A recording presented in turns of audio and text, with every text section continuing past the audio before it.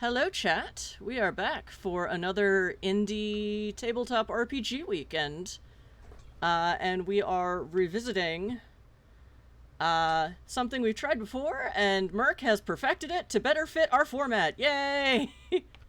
um, so yes, we are on the lookout for more indie TTRPGs to run.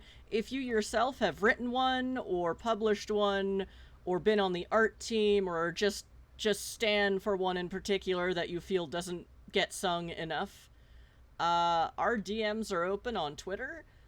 If you can find us a guest GM, then, and, the game setting passes muster, uh, we'll play it here because, I'm not going to Gen Con this year and won't be getting my dose of new and unusual indie games.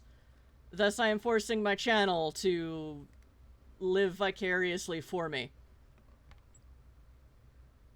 So yeah, if you're interested in that, DM us on Twitter at MagicFishRadio, or join our Discord, which is linked on our Twitch page. Or in chat, Oh, because I just put it there. Yay! Thank you, mods. Thank you, mod. Woohoo! So yes, and Indie Game Night is now alternating with our regular campaign Exit to Eden, which is Enwad in space. So if you see something in the Channel Points game, which is Name a Spaceship, that's for our main campaign. We're basically collecting names for the spaceship that our players use, and eventually they'll vote on it. Woohoo! But that's all next week. We have Channel Points set up. Because we are playing a format of this that does not have a GM, we do not have a GM boost. Instead, we have a player troll. So if it says #player in the description, make sure to mention which player or character this boost or troll is going towards. But I think the single dice rerolls... Okay, the single dice rerolls are a player pool. I did make that in case, because I had to be extra confusing. But yeah, keepsakes and momentum, make sure you specify which player that goes to. And with that, that's all I got today. So, Merc, tell us about this really fun game that we've played before and how you have hacked it, or you have revised it somewhat to better fit our 3-hour time slot.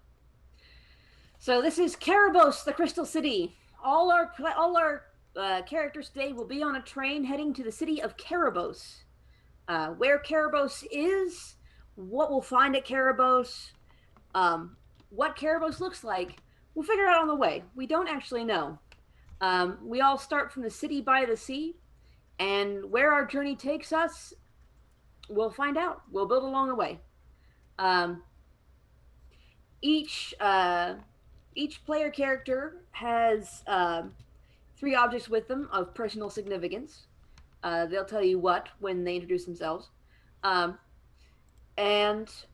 we go through the journey, we will explore the characters' pasts together. The players do not know their characters' pasts. We're going to build it as we go, through role play and some dice rolling. More role play than dice rolling. We will encounter weird places, some extremely weird events, perhaps, given that I believe we do have uncanny geography on this list. And we'll take it, each step as it happens. Some departures from the regular rules. I've removed the harm from events and stops that are not sufficiently lowered in danger, because engaging with them takes a lot of time that we don't really have. So the players can decide to interact with them, but they don't have to.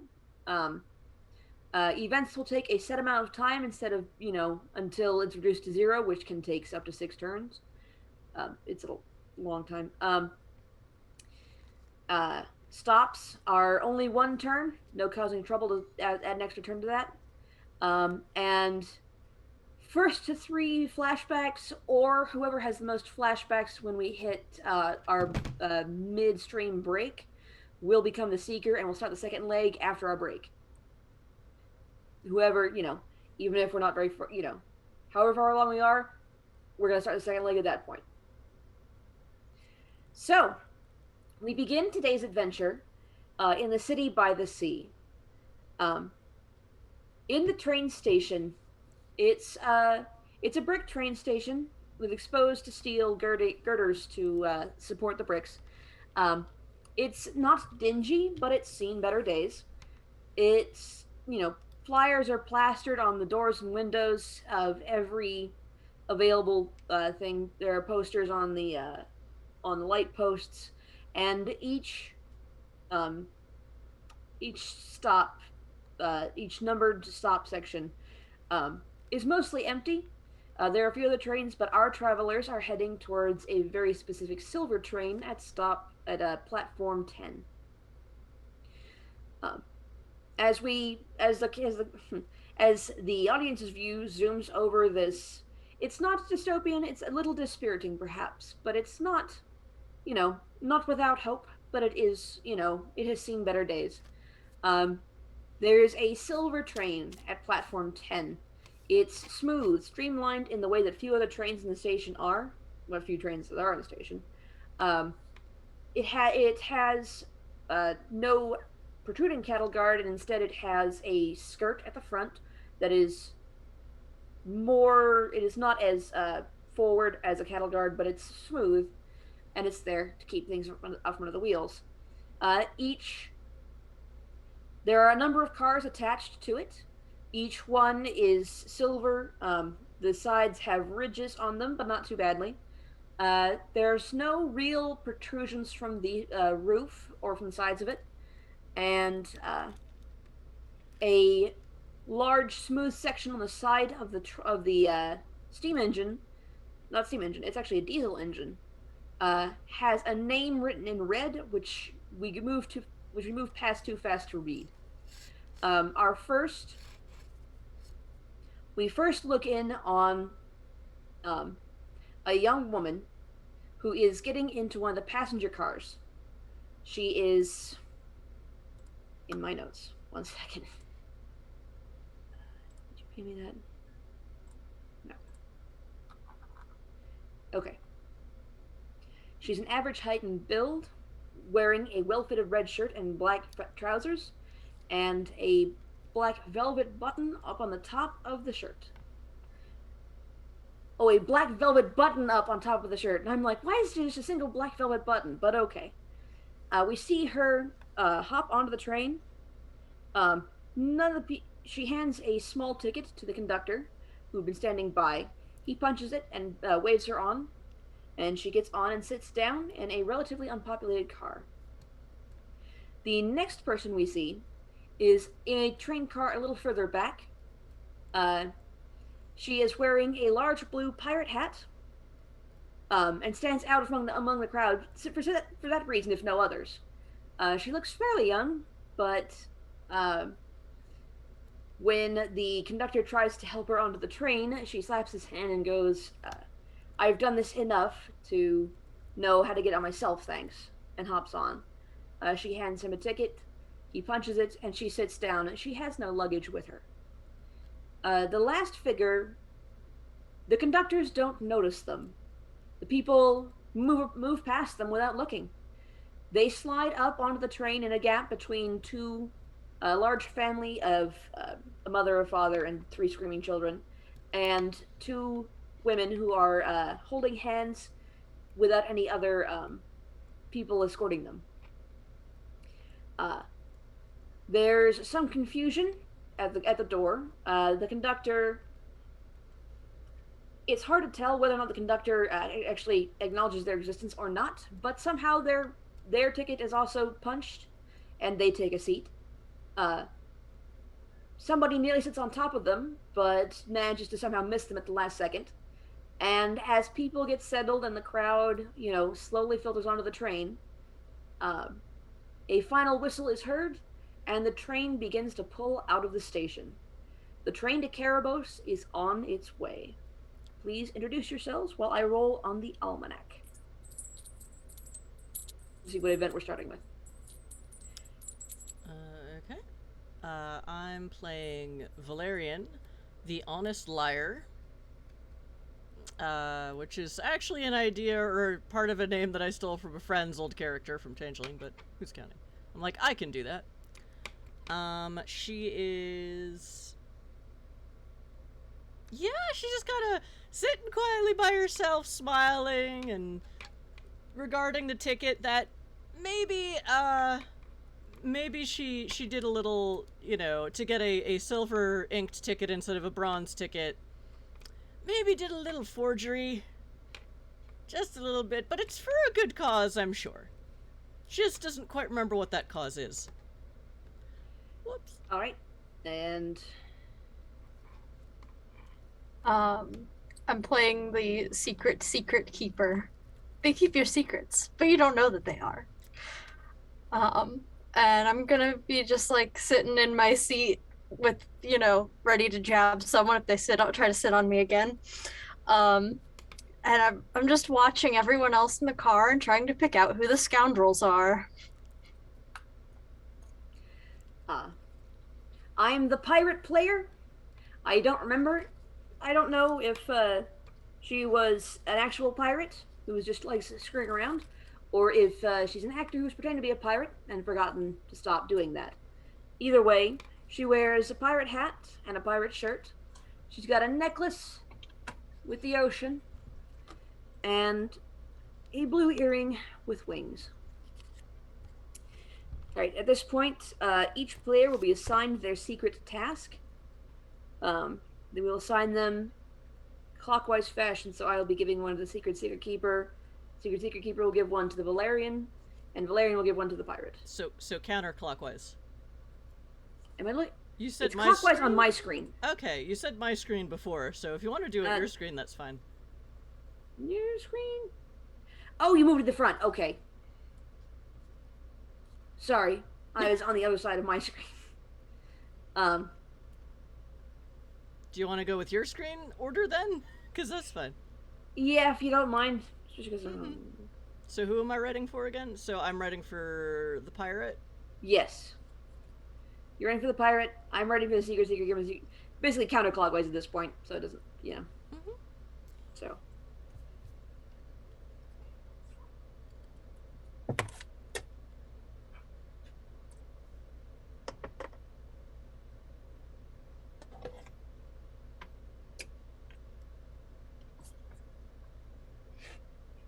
What kind of a thing am I supposed to be writing? So, we're all going to Cerebos for a reason. Okay. But none of us knows the reason. At least none of the players know the reason. Our characters know the reason, sort of. And we will figure it out through their flashbacks. But until we've figured it out, the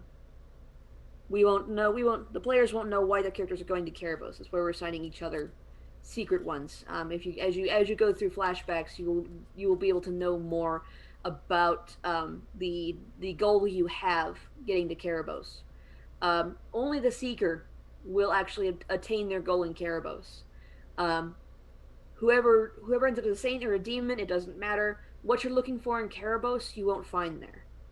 So, Cerebos, for the saint and the demon, the Cerebos is not your end of the line. But for the Seeker, you may actually find what you're looking for there. And what you're looking for will be assigned to you by somebody else. Okay. Chat, at this point, I would like to remind you from last time that we will be putting them on screen and alternatively covering our eyes so we can't see our own. Please don't put them in chat. If you put it in chat, you are the asshole.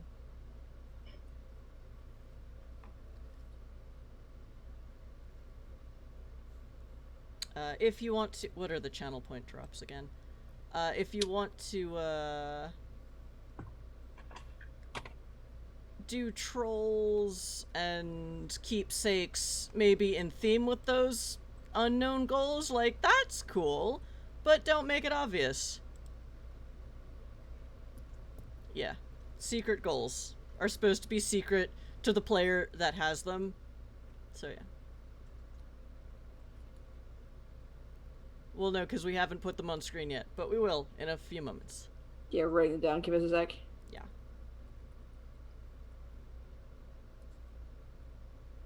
So yeah, when we reveal each other's secret goals, don't put them in chat. It's annoying.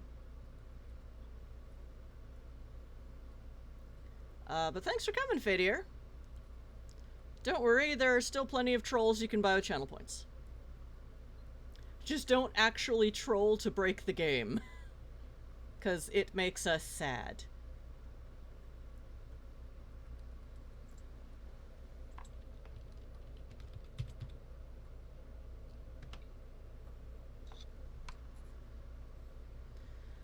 Do I look very librarian today?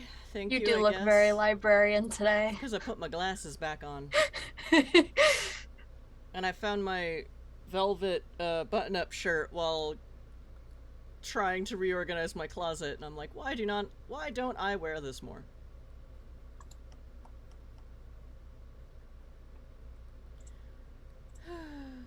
Also, work from home will end at some point in September, so I will be going back to an actual library.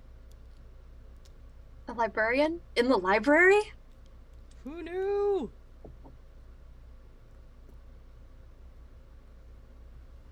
Sadly, that has not been great for my mental health, because there's an apocalypse going on. Yeah. And so many people just want to pretend it's over, and it's not. Anyway, back to Fantasyland, where there is currently no plague. I hope. It depends on what our stops look like. I mean... Yeah. Like, we saw some fun but really wacky weird shit last time. The stops are something else. Yep. And so are the events. You had a plague of frogs, I believe. At least the frogs aren't contagious. Fair. Okay, so going counterclockwise. We'll start with Valerian, so you'll give it to me. So I will cover my eyes. So, Dracus, you can know what my secret goal is, but I can't. So just let me know when to uncover them. Yes. Okay. Hold on. Let me mirror my video real quick, because this is going off mine. Just so you... Otherwise, you won't be able to read it. Okay. I'm putting it up now. Tell me if it is hopefully legible. Seems legible to me. Okay. And going back to mirrored, because otherwise my brain hurts. Alright, done. Uncover your eyes. So, I'm going to give Dracus one. Dracus, cover your eyes. Okay. I can't see anything. You can read that.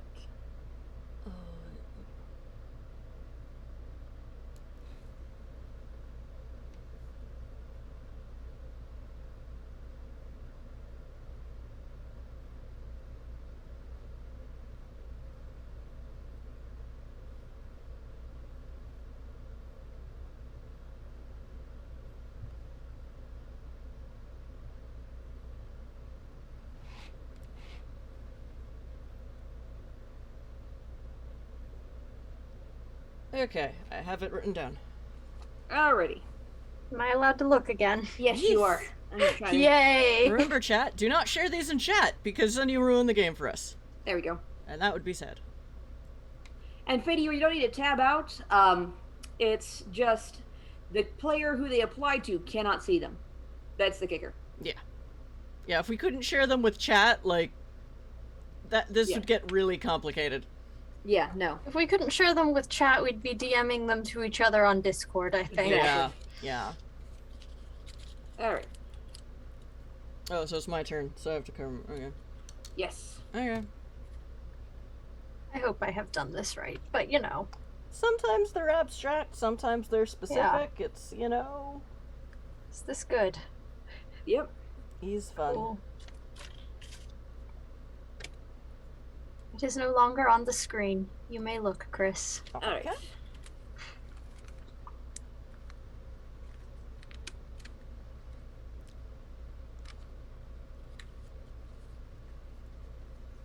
Oh, there's a little bit of schmutz on my computer screen right over my face, and it is driving me absolutely nuts. Oof. Chris, ignore the screen, just game. And it's like, no, but I'm running the stream. I can't ignore the stream. Anyway. Woohoo. Okay. So, I believe the rules say that the person who goes first is, that's the almanac.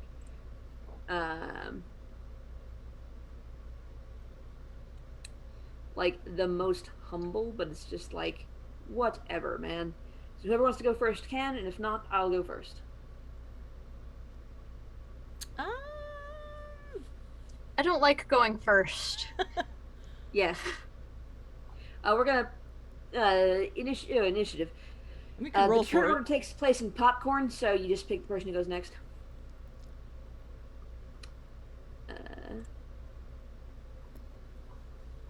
Okay.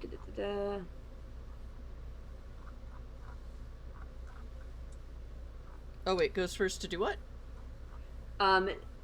Any action that you can take while the train is running. Speaking of which, the first event is a grim-faced mountain of a man stalks through the train. Staring straight ahead, he shows no emotion, never breaks his gait or deviates from his path. Whatever stands in his way is unceremoniously shoved aside with implacable strength. He stops only when he encounters a passenger, and to each he asks the same question. Are you Professor Kairos? The robotic assassin has traveled back in time to assure his own creation. He is scheduled to be built by Professor Kairos in Cerebos. And for that to happen, he's got to ensure the professor's arrival on time by making sure the ticket is punched. Unfortunately, the robot knows nothing about his creator except their name. Can the travelers complete his mission or find another way to stop his rampage? He will take 3 whole turns to move through all the cars, asking each person if they're Professor Kairos. If he doesn't find them, he will fall to the back because he's a robot. So, Steampunk Terminator? Basically. Okay. Excellent. So one of our actions could be to interact with the MacGuffin. Yes. Your actions. Where did this thing go? Okay, actions. So train actions. You can, for what we are moving, and we are currently moving. On the way, we've just left our first stop, which is the City by the Sea. Platform 10. You can stop the train if you so choose. We will go to a stop, and the event that's currently going on will, be resolved at this, resolve itself before the stop happens. You can provoke a flashback in another character. You select a touchstone with a single trait. They unlock a new trait on the touchstone at the end of the flashback. You can experience a shared flashback. You and another character experience a shared flashback. You select one of their touchstones with a single trait. They select one of yours. Both of you unlock a new trait on touchstone at the end of the flashback. You can try to release a touchstone. Set a scene on the train where you confront the meaning of one of your touchstones. Roll to see how this affects you, and, we'll go on from there. You can share a meal. Describe a meal shared by 2 or more travelers. Each participant gains a keepsake from the meal that provides a one-time reroll of a 1 or a 2 when making a trait check. Until this keepsake is used, the traveler cannot gain another keepsake from this action. Once the traveler has benefited from this action, they cannot benefit from it again until after the next stop. You can use a conductor power, and that's it for train actions during the first leg, or moving actions. I would like to mess with the robot. Okay. Interact with the event. So, event actions. You interact with the event and have an opportunity to make a trait check to lower the danger arises. So, describe to us how you're going to interact with the Terminator. He starts from the, basically from the very first car, and he's heading back towards the back of the train. Okay, so I'm somewhere in the middle, I guess. You're closer to the front, but yes. You're not in the first car, but you're close. Mm-hmm. Because I forged me a good ticket. When he or they? Is this... He? Okay. It's noted specifically as he, so. Okay. Always safe to ask the Terminator's pronouns. If anything with the Terminator is safe. So yeah, he comes to my car and asks, what is it that he asks? Are you Professor Kairos? I mean, what if I am?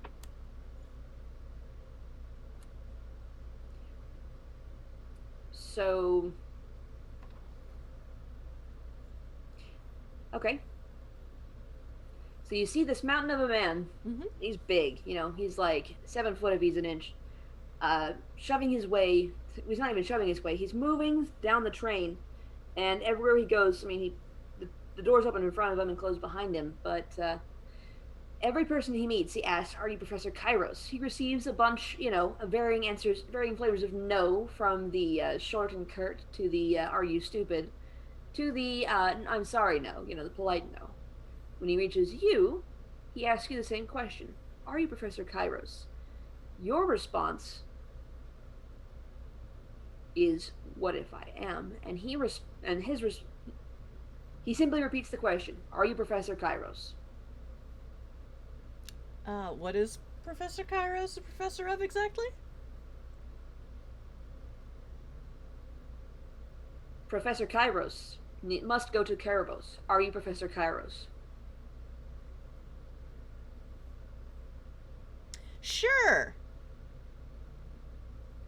I'm Okay. Professor Kairos. Roll a trait check. Oh dear. Do.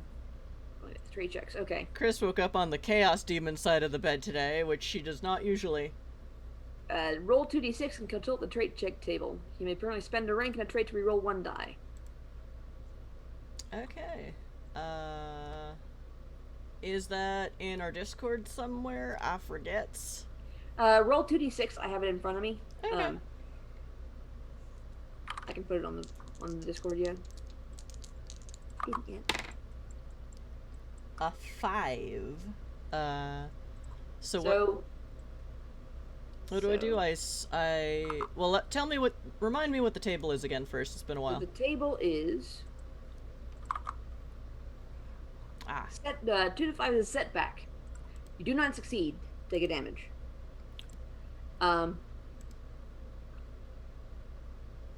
Okay, and what do I spend to re-roll a dice? So each of your touchstones has a trait associated with it that you said at the beginning. Whatever, you can pick one of your the traits on one of your touchstones, as long as it still has a rank, and rank is denoted by the little number beside it. To the lower right hand side, I believe. You can spend 1 rank of that trait to re-roll 1 die. Oh, each one starts with 1? Yes, each one starts with 1. Okay. When a trait goes to 0, do not remove it. It is simply not usable to do re-rolls, but it's still there. Okay, so she's talking to him, she is motioning with her ballpoint pen. And she's like, well, what am I a professor of? And I want to use my trait of fakery associated with the ballpoint pen. Okay, reroll 1 die. Okay. Much better. 9. Success. Nothing fancy here. You did it. The danger decreases by 1. So, the robot looks at you up and down and goes, "Professor Kairos." He holds his hand out. "Please give me your ticket." I hand him my ticket. He pulls it up and he inspects it. He goes, "This ticket is punched, as it should be," and he hands it back to you. "Professor Kairos, you must go to Cerebos." Well, that's the plan. So, he simply stands there, like he's not going to move. And all the other passengers in the car are now giving you a wide berth. That's Lady with a Robot. Oh no. I mean, he looks like just a dude apparently, like a robot dude, but like just a dude. So he's a big man, but he was just, you know, body checking people like they were hockey pucks. So no one is particularly enthused about trying to interact with that. Thanks to your efforts, the professor will definitely get to Cerebos. The professor must go to Cerebos. Why? The professor must go to Cerebos. Okay, do you know them? The professor must go to Cerebos on time. Okay. And I just go sit back down in my car by the window. Having Having satisfied my curiosity of what? Okay. So, what do I get from winning the roll again? Currently nothing. You have decreased the danger by 1. Oh, that's The right. event ends. Keepsake will be assigned to any. Will be assigned between anybody who interacted with the event, and the event will end in 2 more turns. So. Okay. Do I choose who goes next? Yes, we're doing popcorn order. Okay. Jarkus, do you want to go second, or do you definitely not want to go second either? I can go now. Okay. Secret keeper. Do secrety stuff. Or not. Your choice. It's a free well, it's not a free train, but... What's the robot doing now? The robot is standing by the honest liar because it thinks they're Professor Okay. Kairos. I want to come up behind the robot and just go like, what if that isn't Professor Kairos? Okay, let me... Diametrically opposed shtick. Fantastic. This is what Yeah. one-shots are for. Okay, event actions. Engage the event. So, you have...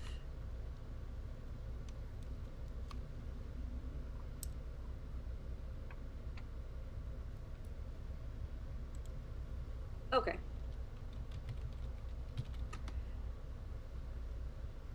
So, okay. So after you make a trait check, roll, here's some more stuff about rolling trait checks. Rolling doubles after using a trait to re-roll earns 1 momentum on the attached touchstone. Drawing too heavily on who you were limits who you can become. If you've already given away a touchstone, you can use the attached traits with no risk of gaining further momentum. Your memories blossom as you explore new applications for old talents.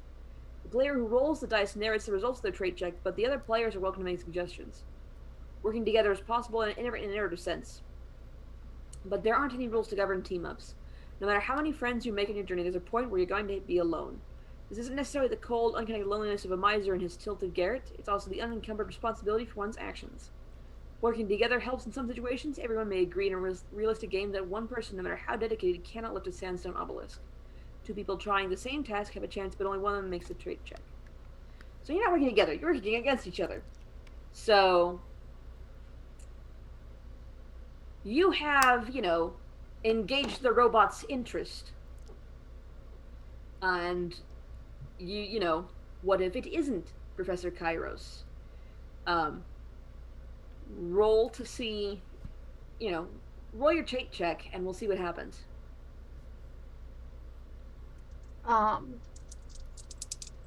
What does a trait check entail? Is it just literally rolling 2d6? Yeah, literally that's it. 2d6. Okay. If you fuck up your roll, you can spend a rank off a trait, which are the things attached to your touchstones, to re-roll a die. Okay. I rolled a 6, so it's a partial success, yeah. Yes. So, tell us what happens. I suggest that maybe that isn't Professor Kairos, and the robot turns on me and asks if I'm Professor Kairos. And I tell him no. But now he's been lied to and is not sure whether or not I'm telling the truth.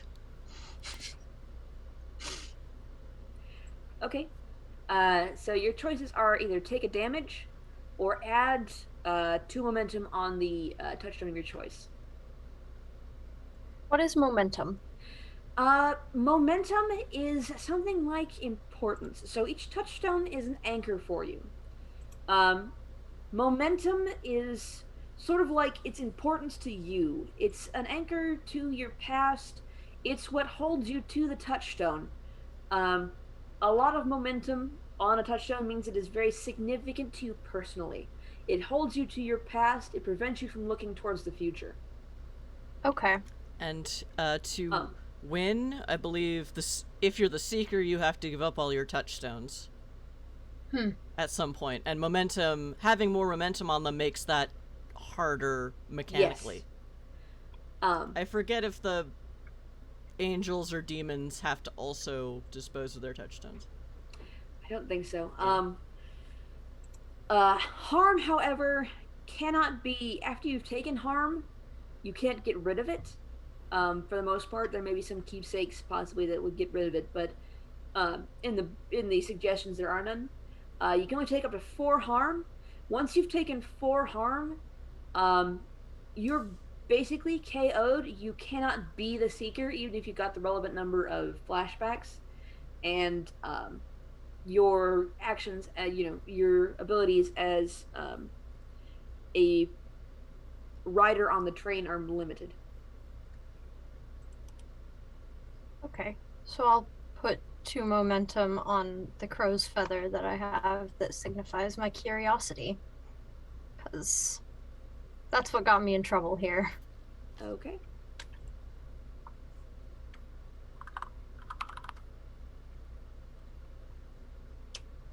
We're just sowing chaos. We just wanted to see what would happen. Me too.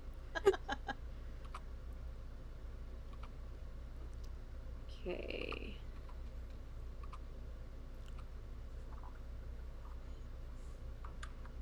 Sorry, I'm trying to figure out exactly where momentum goes. It's the little circle over the touchstone. Yes, no, I'm looking in the rules. So, because I think, right, okay. So, momentum is hard for the Seeker because you are supposed to release your touchstone. Your touchstones before you go. Momentum for the Saints and Demons means that they can do, they can add specific modifiers to their revelation for the Seeker. So, so people for the Saints and Demons, it's helpful for the for Saints and Demons, momentum is helpful. For the Seeker, momentum makes it much harder to progress because you are held to the things you've done in the past.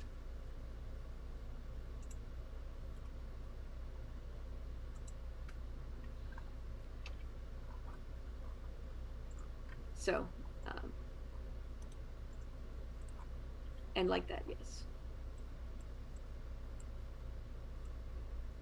Top so I can get to that. Okay. Yeah, momentum also comes into play when releasing touchstones. Sacrificing a touchstone is a moment of personal transformation. Giving up such an important talisman requires a roll. The roll cannot be made until after a meaningful scene with a touchstone. This doesn't have to be a flashback, but there must be narrative weight behind the decision to hug that bust of your beloved off a cliff. You can take damage to reroll 1 die as long as no travel steps into help for the touchstone if you're trying to release it. So, to get rid of a touchdown, you're going to try and roll low. So, you have taken momentum, and I guess that would be my turn because I am the last person to go. So, the robot never made it as far as my car, but I heard the commotion. So, the pirate player is going to stand up from her seat and go up the train. It's a 3 cars, I think, up the train from where she was to the point of where the robot is currently facing off between the honest liar and the secret keeper. Paralyzed with indecision, it stands between the two of them. One of them has claimed to be Professor Kairos. One of them has raised the possibility that it is not Professor Kairos. It doesn't know anything. It doesn't know, besides the name, anything about Professor Kairos, so it can't decide. I'm Schrodinger's Kairos. We're loaded logic circuits. The pirate player doesn't know any of this. She walks in to see a mountain of a man standing between 2 people. Or perhaps just between one person and the spot on the train. It might be something there. It's hard to tell. But, the longer she stands there and looks, the more obvious becomes that the robot is, which the giant man is looking between a very specific spot and the lady with the black velvet cover. So something odd. And eventually, she manages to see the secret keeper, no matter how innocuous they appear. She walks over. She goes, "So, what's going on?" The secret keeper. Okay. Oh, well, this gentleman here is looking for Professor Kairos, and this young lady has said that she might be Professor Kairos. But this gentleman is not sure, and thinks I might be. Are you Professor Kairos? No, I told him that. I'm not sure he believes it. I mean, is there anything about Professor Kairos that, sticks out? Just the name. Fair, Kairos is kind of a unique name.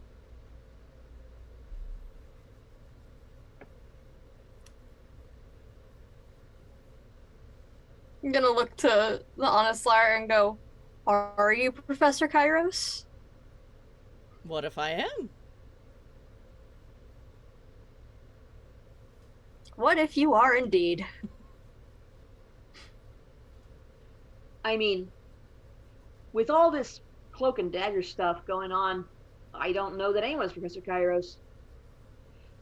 And saying that provokes a flashback for the secret keeper on the cloak. Okay. So, what happens is that the scene in the train freezes, essentially, for the three of us. And the camera, the audience view, pulls away from the train. And we eventually come up. Describe where we are. You're definitely wearing the cloak. It's possibly the first time you received the cloak. It's new. It came to you recently, and you've yet to test its better qualities. Set the scene. Okay.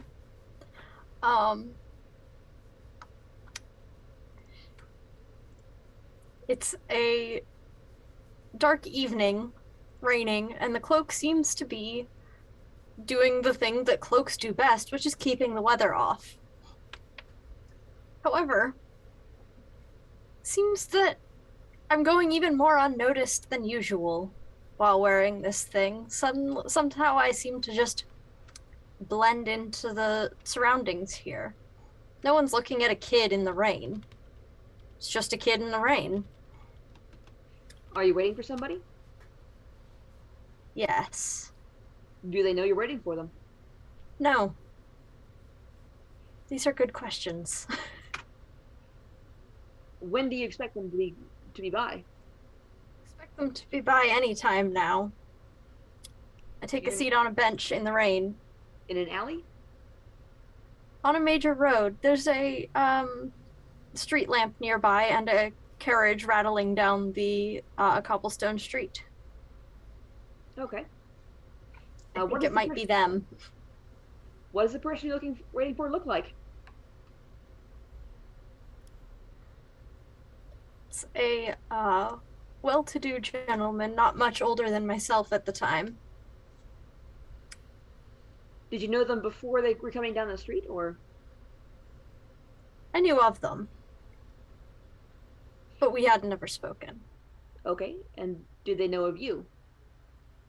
Possibly if they've been listening to the whispers in the darker places in town. All right.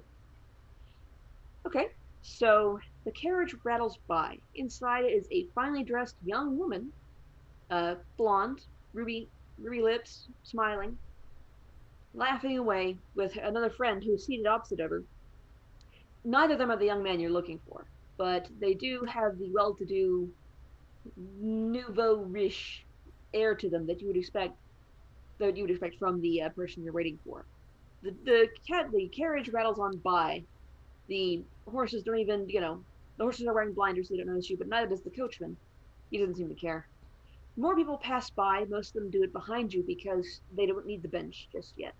so they're hurrying to get home in the rain. You are alone. I mean, there are people going by, but you are definitely alone, sitting in the rain with your hood up, keeping the weather off. Most people seem to be trying to get out of the weather. And even though a person who is not would normally be remarkable, you are not. Nobody looks at you. Nobody gives you a second glance. And then finally, you hear hooves on the cobblestones again. It's not a carriage this time. It's a bracham, a two-seater, two-wheeler, one horse.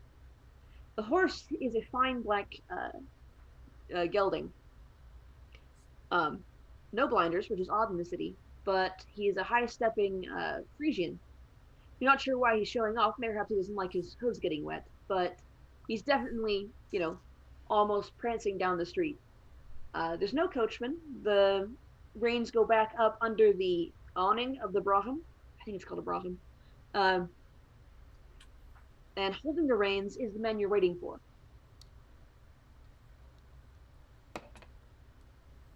Okay. Unlike the carriage, the bracham is not enclosed. It's got a back and it's got an awning over to keep the rain off, but the sides are just little half doors that are just there to keep you from, falling out. They aren't enough to keep someone from jumping in. Correct. And the horse is not moving fast enough to prevent me from doing so. Correct again. This guy jumps when I appear on the seat next to him. And he does. He unintentionally jerks the reins as he does so. So the horse actually comes to a stop with a protest. Oh no, by all means keep going. What are you doing in my carriage? Want to guess? Why are you in his carriage? Been hired to steal something from him. I'm sure I have no idea why anyone would run into my carriage. You're not going to bum a free ride off of me. Get out at once. You might want to know that you do have enemies in this city. And water is wet, so what of it? So you may want to watch your back and make sure they aren't hiring people to do things to you. And with that, I hop off with the family heirloom in hand. He did not notice me pickpocket it off of him. What kind of heirloom is it? Is it a pen? Is it a signet ring? Is it... It's a signet ring. He had it in a pocket, foolishly. You hear him grumble a little bit as you run off. You can hear him trying to settle himself about. You don't hear the horse restart, though. Instead, after a couple of minutes, you hear, "Thief!" And as you run away into the dark wet of the night, you hear the echo of that word as it bounces off the buildings all around you. "Thief! Thief!" And as on the last thief, the world begins to fade. The cobblestone streets dissolve away. The buildings and the rain all come together in a gray morass, and the camera fades back in to the train going to Cerebos. So, that was a successful flashback.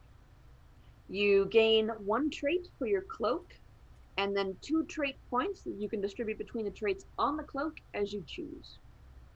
So what trait should be added to the cloak?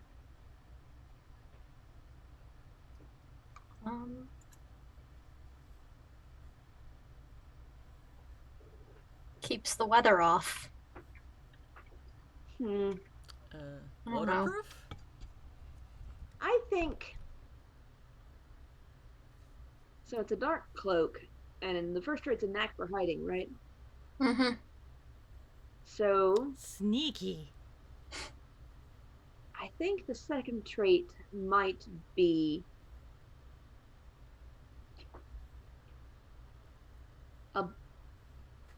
not a real word. A prevention of attention.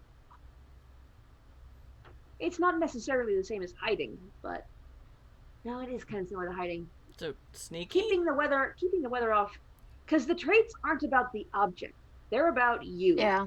Okay. So,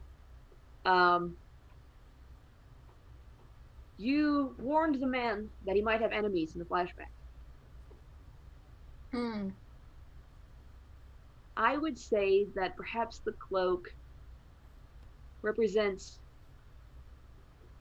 a shield, but not necessarily just for you. A sense of justice, perhaps. Yeah, okay. Sense of justice. Okay. That becomes a rank 1 trait, and then you have 2 trait points to put between your traits as you so choose. What is the difference between ranks and trait points? Trait points make the ranks go higher. And then you Okay. use up ranks as you need to reroll stuff. So technically they both have a 1 on them now, and if I distribute them evenly, they'll both be 2 rank 2 traits. Yes. Okay. That's what I'm going to do. Just wasn't sure what numbers go where. Yeah, no, that's fine. Sorry, Cool. It's not the most intuitive. No, it does make sense. I just didn't know the terminology. Good now. Okay. All right. So that ends the round, and we start the top of the next turn. And I will choose the secret keeper to go next, to go to the top of the round. Okay. So we're back on the train. Yes, we're on a train. We on a train. Yeah. We're on a train. We just had a short conversation about a robot who doesn't know who Professor Kairos is, or thought he did, but maybe he doesn't. You have the honest liar sitting in front of the robot, and you have several other guests. They're kind of amorphous. We haven't described them yet, who are currently either at the furthest edges of the train car or have, shimmied out to another train car that's less full of robot. And you have the pirate player standing in front of you looking at you slightly quizzically. Okay. But looking at you, not looking by you.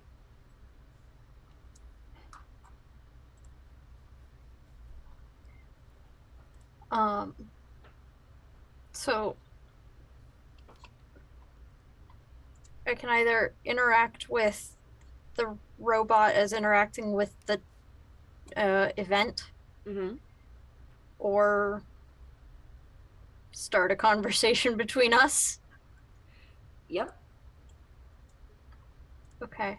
You can stop the train, provoke a flashback, experience a shared flashback, try and release a touchstone, share a meal with another character, with both characters, use a conductor power, or engage with the event. Okay. I think I want to use my power as a secret keeper and, well, not keep secrets, and say to the robot, what if I told you that none of us here are Professor Kairos and that he's in the next car over? You're choosing to engage with the event? Yeah. Okay, roll your trait check.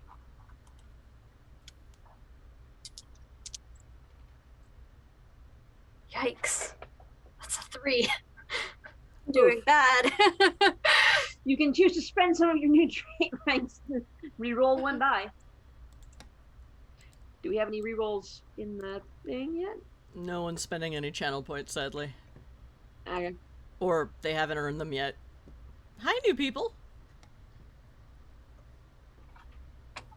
Like Fadior and Arcana Sage in chat currently. Mm-hmm.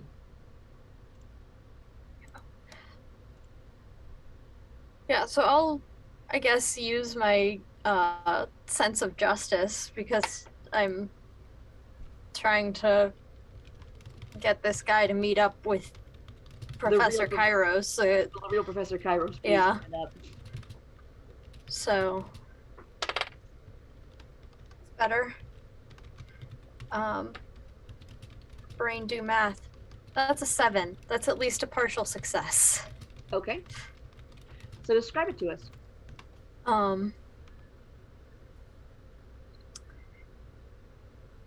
So the robot just like stops uncanny, not moving with any ability of like lifelike Yeah. mechanisms anymore, because all of the computational power is going toward lies. Lies exist, and is Professor Kairos in the next train over? You lied to And Kairos? Oh, jail. Jail for Mazel!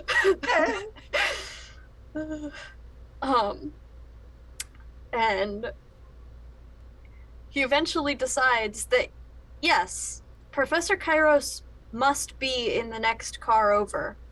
But he doesn't, graciously make his way there or anything. He just plows through everyone, and I get knocked over and take a damage. Okay. So yeah, as you say this, the robot, you say this and exactly what happens. It stops, like all motion, uncanny. It could be a statue, which is weird because it looks pretty lifelike, and it's uncanny valley all the way. Before finally it pivots and starts marching forward, and as it goes, it's not deliberate, but it definitely does shoulder check you into a seat that there's a armrest. That's what I wanted. Right into a corner. Oh yeah, that's gonna leave a hell of a bruise. Yeah. You feel that one in your kidneys. So, who do you want to go next? But the robot does go to the next car, and you can hear it demanding, "Are you Professor Kairos?" Valerian. The honest liar. Let's go. Alright, so my choices are... Is the event still eventing? Yes, it will event until the end of the next round.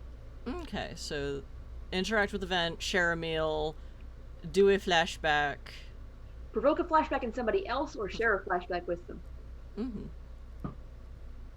Or try and release one of your touchdowns, but I don't think you have had an eventful scene with one of yours. Well, you did kind of use it on the robot, but I used one, but yeah.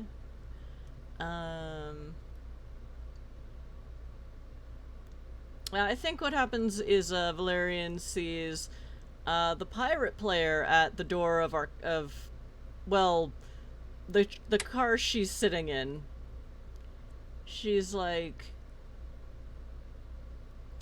and so it takes a long look, and just something about the pirate player just looks very familiar to her, and she's like, "Didn't I see you at the Istanbul theater that time?" Which provokes a flashback.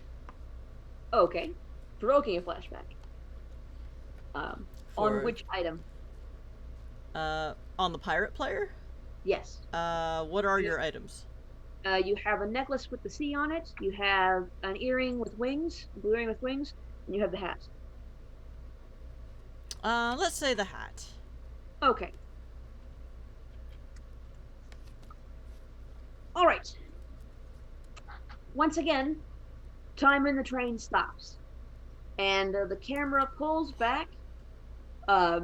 Eventually, leaving like there's no ceiling on the train.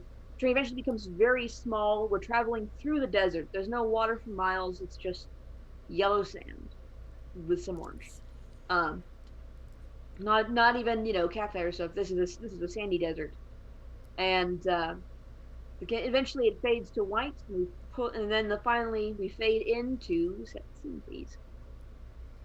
The Istanbul theater has a tasteful rather than appropriative Middle Eastern flair to a lot of the design and architecture, which is what sets it apart from other theaters in the district by the sea, the theater district by the sea. But inside, it is more the standard thick red velvet curtains and chair coverings. The inside walls are sculpted to best, alternatively echo and suppress sound, depending on where it's coming from. The house is completely packed of people wanting to see this latest production. And the pirate player is center stage, about to deliver her soliloquy. As the Celtic Tiger of the Sea. The Celtic Tiger of the Sea. Okay. Nervously off stage, the playwright is kind of, because this is opening night, and you were the best he could find, at least. And, well, let's see what happens. There's always that touch of nervousness of a playwright on opening night, no matter how good the people he has are.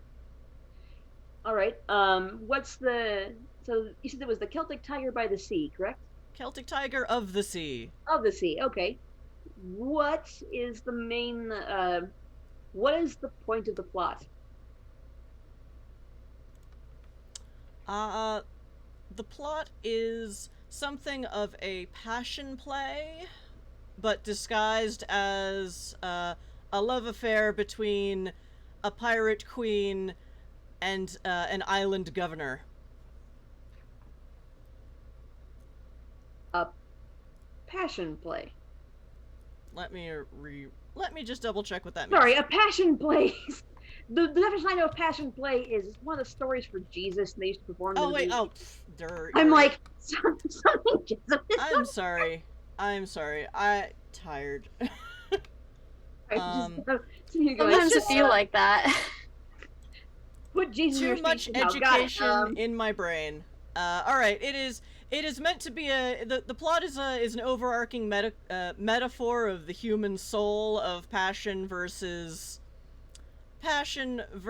tradition, chaos versus structure, etc., but set upon a romantic entanglement between two star-crossed lovers. Okay. Is the theater new, or has it seen better days? Is it the height of is it, the hot spot for the city, or is it the place you go when the seats are all sold out in the bigger venues? It is. It has seen better days. It went from being popular and well kept to being popular with the more artistic crowd for the fact that it is run down and the seats are less expensive. But the velvet tapestries, while still grand, or the velvet curtains, while still grand, have seen a bit of mending. It is not falling apart. People are taking care of it, but it is definitely worn, threadbare in places. Repairs, they make them as subtle as they can, but they can only do so much with the budget they have. So the fact that the theater is packed tonight is a pretty good sign that maybe we'll get some more repair work done next week. Okay. All right. So the pirate is standing center stage. The curtains are open behind her. The scene is it's a painted backdrop. There's no props, because trying to keep prices to things to a minimum. They couldn't really recycle anything for this play, so it's a painted backdrop. It shows a ship moored at sea with a jolly boat on the shore. The pirate is front and center stage. She's not alone. The off on towards stage left, I believe. Sorry, I'm trying to remember how stage directions work. Off on stage left, there is a man dressed in the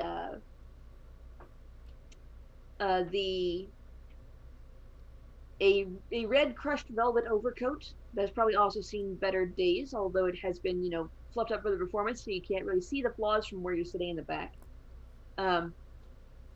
The stage is lit by gas lights, so everyone is extremely shiny. And the man is clearly standing there, and then behind the pirate player, more towards stage right, and standing back from the front of the stage, more there for support, are two people dressed in general sailor's robes. They are also wearing pirate hats, but none quite so fancy as hers. So she stands and, faces towards the man, but more facing towards the audience. And you said Celtic? Celtic. Okay. Oh god, this is gonna come out so bad. Just so you know.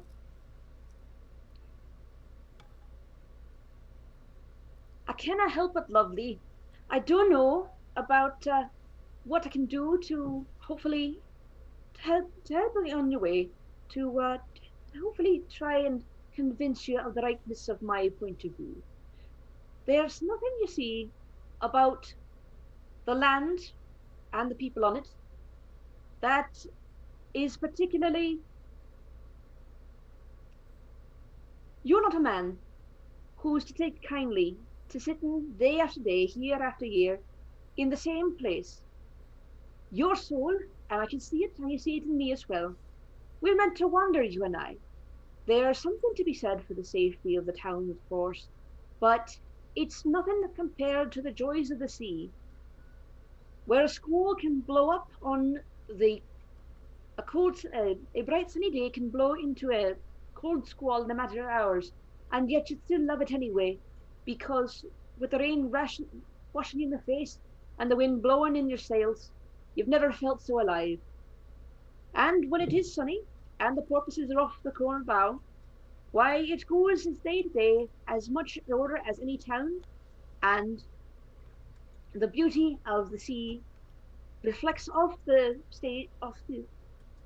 water into your face, and you feel alive in such a way that the town would, even if the town did give you the safety and security that you'd know each day the same as the last, and every season the same. There's no security at sea. Every day could be your last, but I promised you I'd love you with all my heart, and that each day that you were there, you'd love it more than the last, because you'd spend it with me, and because you'd finally be free.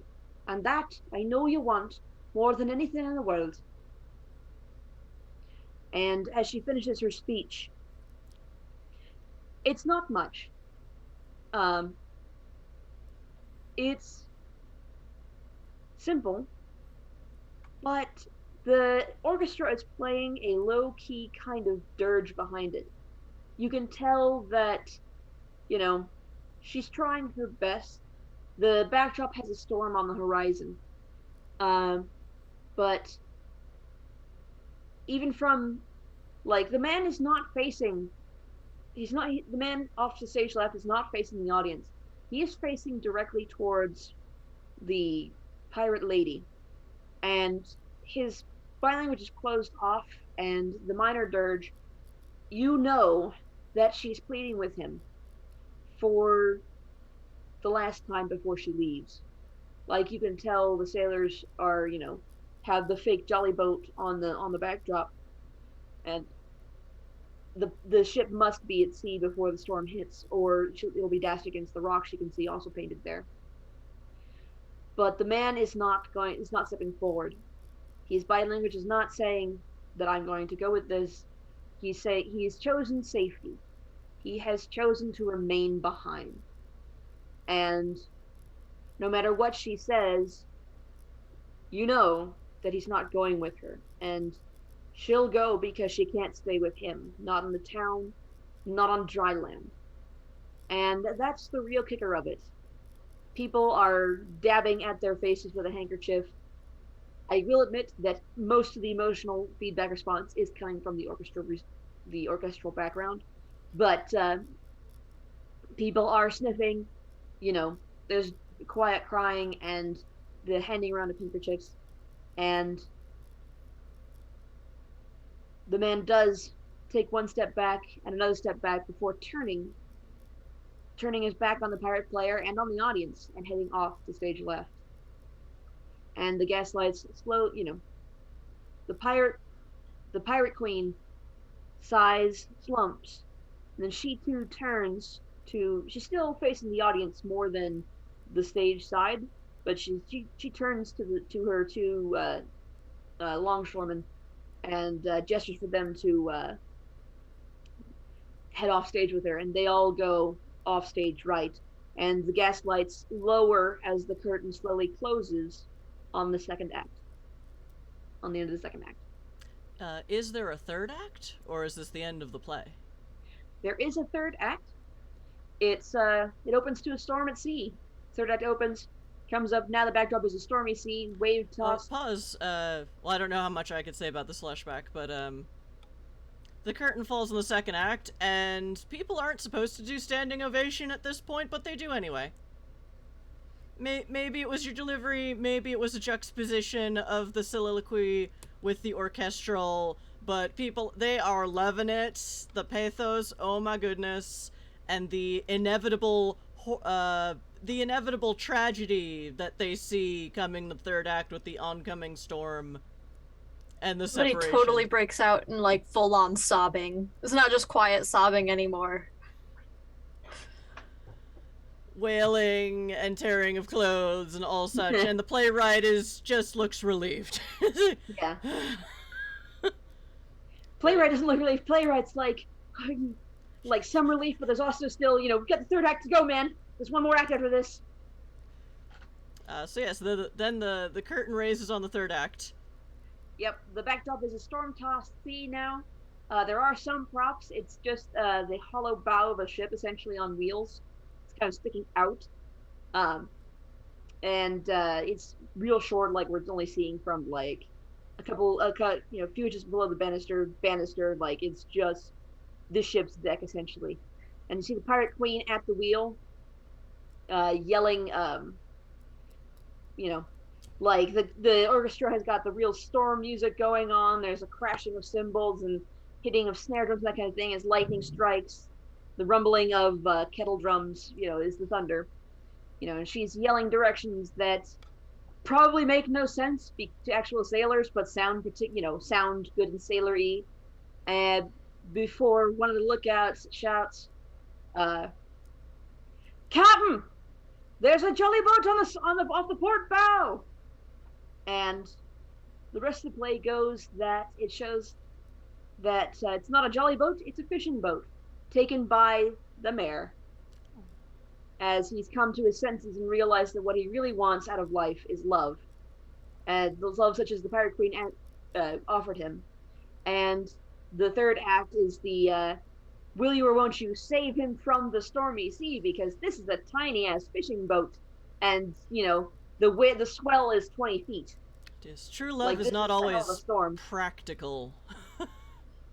Yeah. So timing is sometimes a bit off, but that's where the drama comes from. Yep.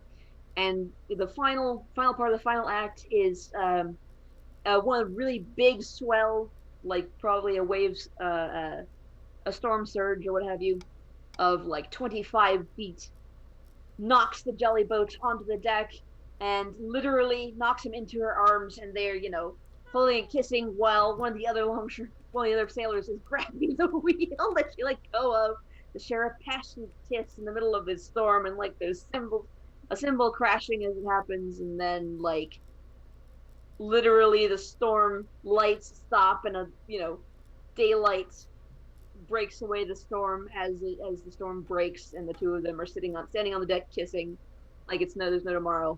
And the orchestra swells into this great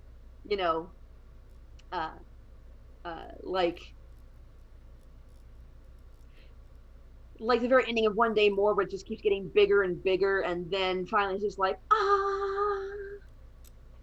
and that's where the curtain drops in the third act, and like the entire house erupts. They're on their feet. Love wins.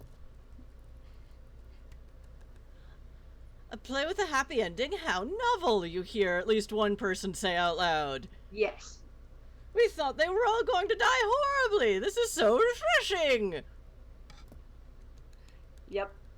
And as the entire cast comes out, hands joined for bows, we slowly fade out back to the train.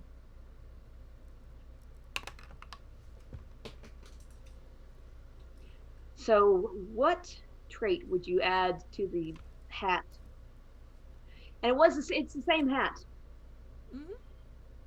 You probably had to bring your own hat, to be honest. Yeah. It was like it's not like you stole it from the costume shop. It was, no, I brought my own hat. Yeah. So you want me to wear this? And I got a better one. Why do you have a better one? Not sure. We'll find out maybe. Triumph? Or no, triumphant? I like that. Because it was, I'm going to go ahead and raise that to 2. And the other one to 2 as well. It's not necessarily the triumph of love, because that was the order of the play, but it was the triumph of doing successfully, bringing out the pathos of the play and bring out the author's vision for the character. The standing ovation, it's not just the writing, it's also the acting. So, all those cases, wrong with the orchestra. Which reminds me, I forgot to put music for today, but it's okay. Well. Anyway. And I guess I'm the last one to go. So yes, Valerian's all, yes, that was you. That was really a novel play. Like, I thought for sure the lovers were doomed. Happy endings to plays. That is very avant-garde. Well, I mean, the writer was of the opinion, as far as I'm aware, that there was enough misery in the world at the time that we didn't need to add more to it, and that sometimes love should win, and that sometimes it's hard and it doesn't look like it's going to, but you get there eventually. Were you there on opening night, or did you go at another time? Oh, absolutely opening night. I mean, I'm always there for a good tragedy. I just was pleasantly surprised. I mean, it's not, I don't know that, it seems like an odd sort of bait and switch, I know, but it really paid off for both the Istanbul theater and for the writer, but also for the rest of us. I went on to take several more roles at the Istanbul and at other theaters for the event. I don't know that that tall gentleman will be back, but I don't particularly want to mess with him if I don't have to. I don't suppose that either one of you looks both at Leonis Liar and the Secret Ticket Keeper would like to go to lunch. I hear they have a very nice dining car here. Ooh, lunch sounds fantastic. I wouldn't say no to that. Ah! Oh. Sorry, I didn't see you there. I've been here the whole time. Who do you think told the robot you weren't Kairos? Oh, is that what happened? I wasn't really paying attention. Yes, that's what happened. You lose some. I mean, I didn't say I was. I came in and they were directing the guy away. I don't know. So let's go eat. So we all head to the dining car, which is technically a little further past this car, but the robot guy's already passed through it at this point because he's still looking for Kairos. No one else had the balls to say they were Kairos when they weren't. It's a fairly 50s style dining car. It's a chrome counter with red bar stools and vinyl seats. There are booths around the outside edge on the other side away from the counter. They are also, pretty standard red vinyl seats, plain white vinyl tables, and it's surprisingly generic.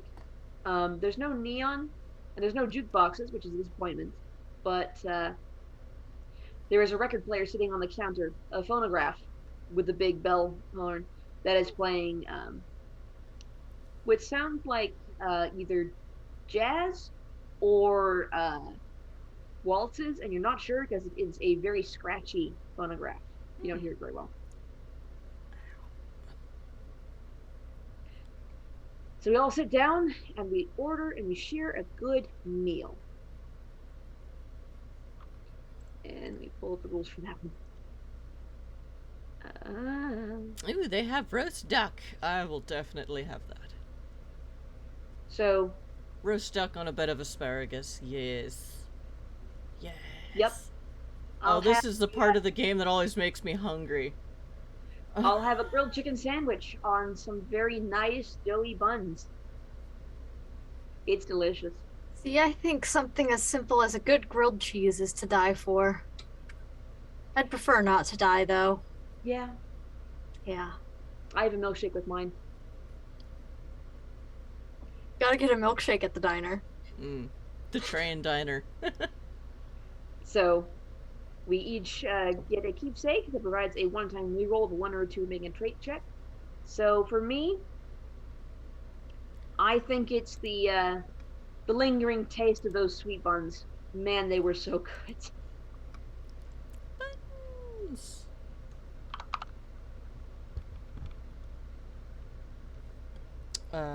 Okay, with no GM, do we choose our own? Yep. Okay.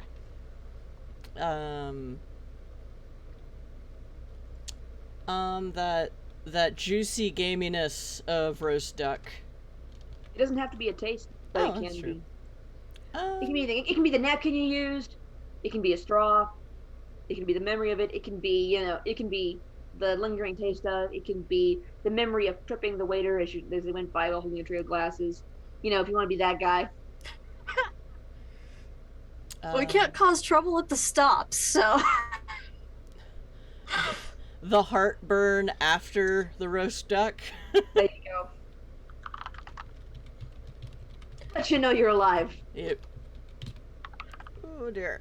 I think mine is the thankfulness that I did not, in fact, die for my grilled cheese. The elation of living grilled cheese. Yeah. Of surviving grilled cheese. Yeah. There you go. Oh, this makes me happy. Okay. That was the end of that round, and that was the end of round 2. So now at round 3, the robot guy, if he hasn't found Professor Kairos, which he probably won't, will fall off the end of the train at the end of this round. Just At which point, we'll randomly determine a keepsake for the people who interacted with him, which would be you two. So.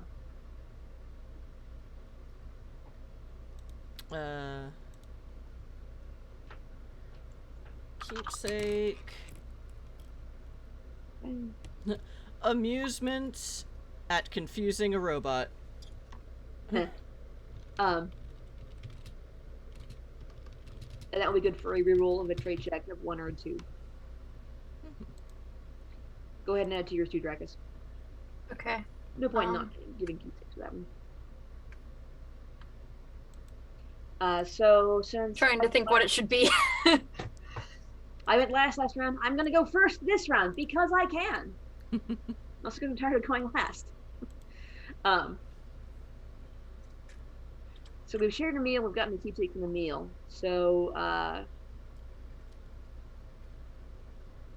after, we're sitting, we're still sitting at the booth. I assume we went to the booth instead of the counter. We can be at the counter if we want. But. Yeah. So at the booth, I am going to, after we finished our meal and custody and so I'm going to reach up and play with my necklace a little bit and then look at the honest liar. I was never exactly sure of how, of if I could actually do it or not until that role. The Istanbul Theater the writer was really taking a chance by giving me the role, and I'm very grateful for it. It led to a very rewarding career. But sometimes I have to wonder because after that, I'd never really played another non-pirate role. I was kind of siloed almost, which is a little disappointing for an actor. We try a bunch of different things. Variety is the spice of life and all that, but people just wanted me to play pirates. Which, kept me in house and food, so I couldn't really object, but I don't know what would have happened if I hadn't been the pirate that day. And Um, are you fiddling with your ballpoint pen while she's doing this? Oh no, that's just Chris doing that. Well, I mean, Oh, my ballpoint pen. yeah. Oh, shush one.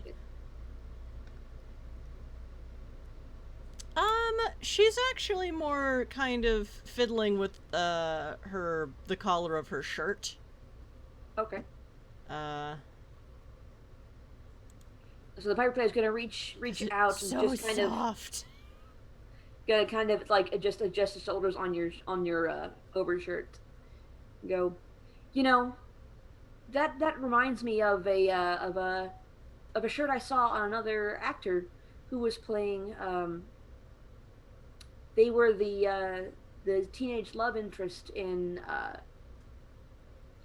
um,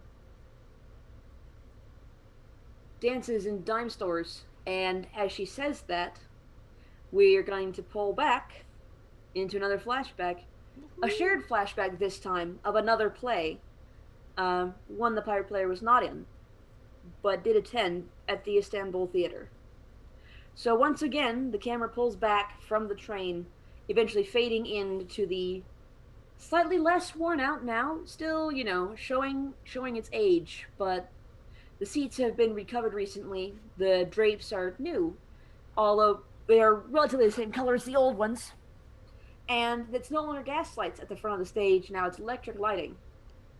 Fancy. We've upgraded a bit.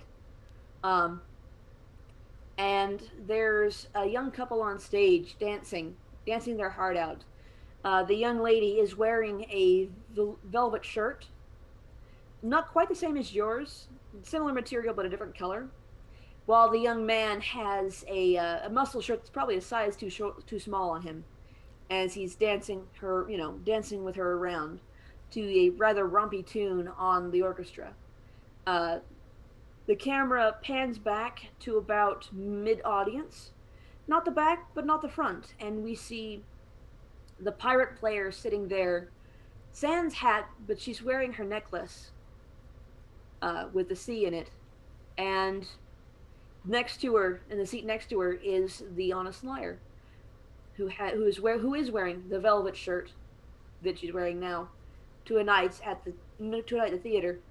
This one's a musical, a rather new introduction, a rather new style of play introduced recently from the Americas, and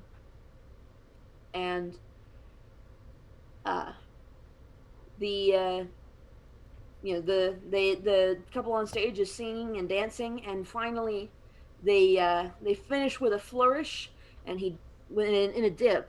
He dips her. He leans down like he's gonna kiss her, and then the curtains fall closed, and the lighthouse lights come up for intermission.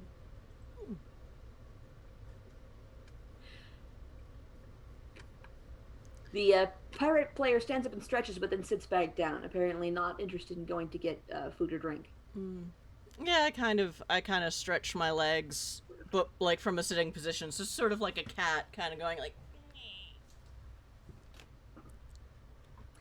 So I'm not sure.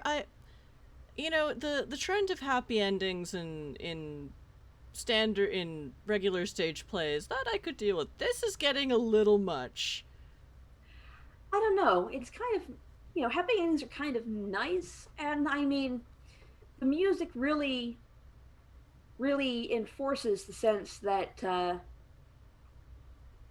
if you didn't have a happy ending in a musical, I don't know that people would stand for it. I mean, it's hard enough getting through a play without a happy ending, no matter which side of the stage you're on, when you know it's going to end in tragedy. Now imagine people, singing about it too. Like, there's a lot of emotional energy that goes into it, and I don't know that people have enough to get through a tragedy for a musical. Of course they do. It's called opera.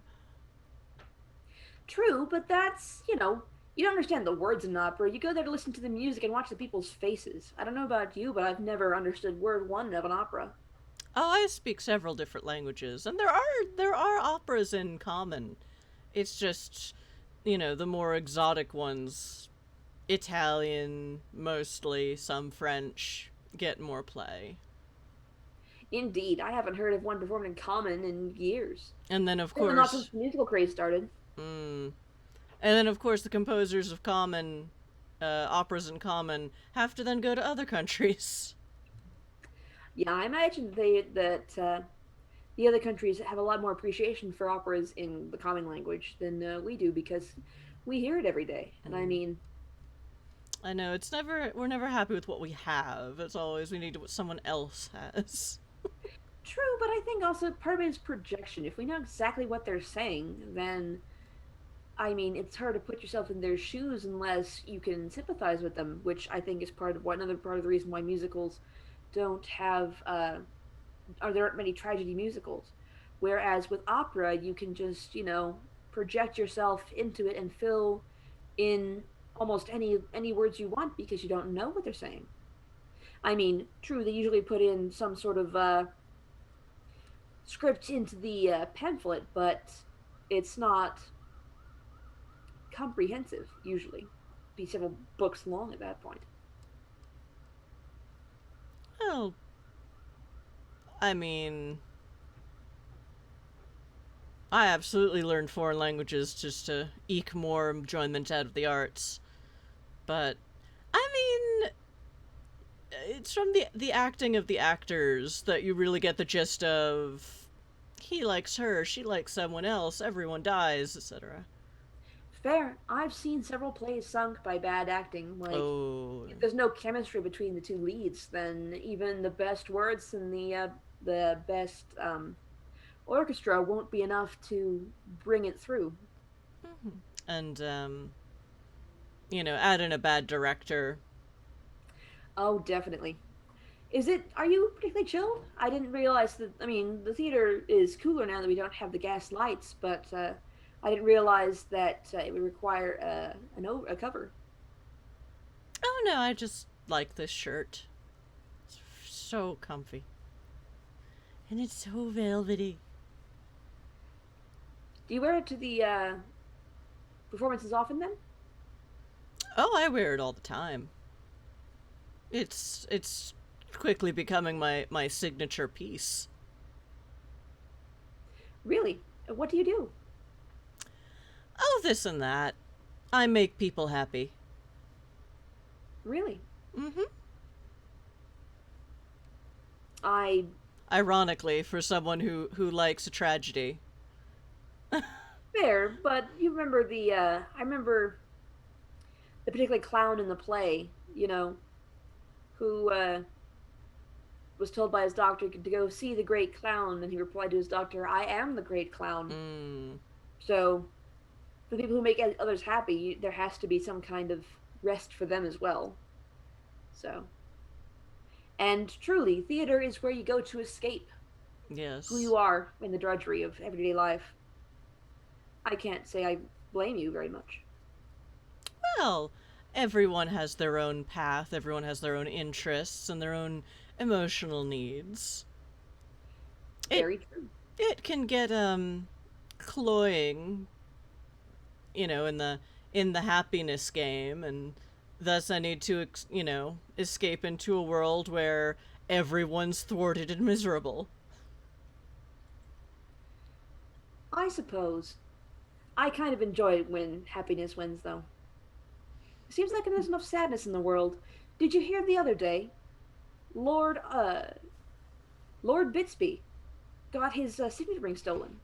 Been in the family for generations, I heard, but somebody took it right off him, snatched it right out of his coach. He's absolutely livid, of course, but I don't know that what he can do about it.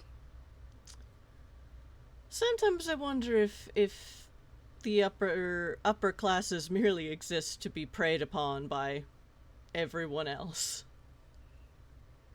I mean, it seems to be all they're good for. That and funding improvements to the theater. True. I believe it was a bequeathment by his not a bequeathment, no one died. I think I had heard that it was some sort of investment from his family for this theater. Indeed. Hopefully the signet ring doesn't cut into that. Yeah, no, certainly not. Well, I guess we shall see. Hmm. You are looking lovely this evening, by the way. Thank you. As the lights slowly come down on the theater, they slowly fade out for the camera as well, and we leave the pirate player and the honest liar sitting to enjoy the other half of the musical, and fade back in to the diner car of the train. So, we each gain one trait on our touchstone. For you, it was the necklace. For you, it was the velour velvet shirt. Not velour. Velour is rude. That's fine.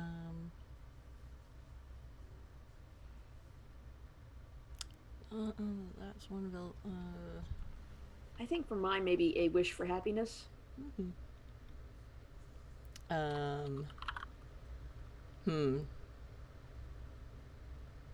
Fascination for tragedy. There you go. Perfect. Okay, so my alarm went off for the break. So,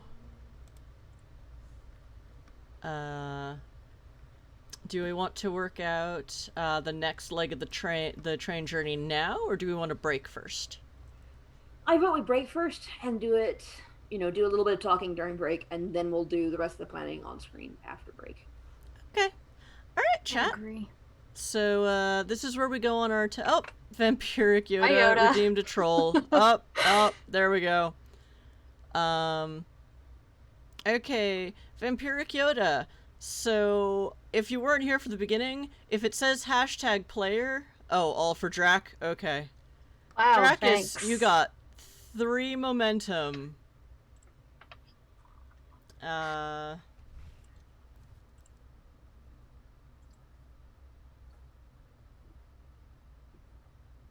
Where do I put that momentum? Pick your distribute among your touchdowns as you like. Okay. Okay, just in time for us to go on break. Yeah. Alright. Are we was that the end of the round? No, that was the beginning of the... No, that was the end of the round. That was the beginning of the round, because I decided I chose myself to go first, because I was tired of going at the end. So we'll actually finish the round and then start the next leg of the journey after that. Okay. Does that sound good? Alright. Alright, chat. So this is where we take a 10-minute bio break. And I guess figure out the next leg of the train journey. This has been Cerebos. The Crystal City. The Crystal City, which is linked in chat for their successful Kickstarter. Their main website for Penguin King games seems to be a little under construction, so I just linked to the Kickstarter. That works. And yeah, so we will see you in 10 minutes for more train shenanigans and robots and dinner and theater. Woohoo! Tonight's adventure is on rails. Alright, chat, so we'll see you in a few. Come on back, buy some stuff with channel points, have some fun. Woohoo!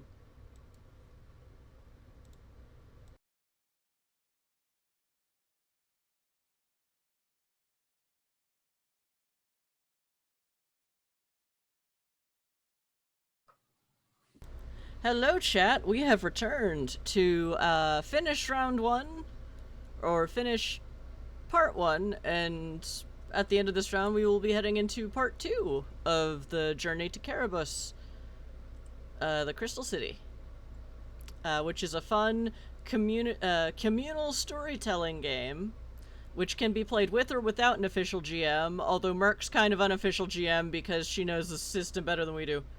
Merc has also found some workarounds for the system to make it go faster than 6 hours, because this is a really fun and interesting and introspective kind of one-shot game, but it's generally not a 3-hour one-shot.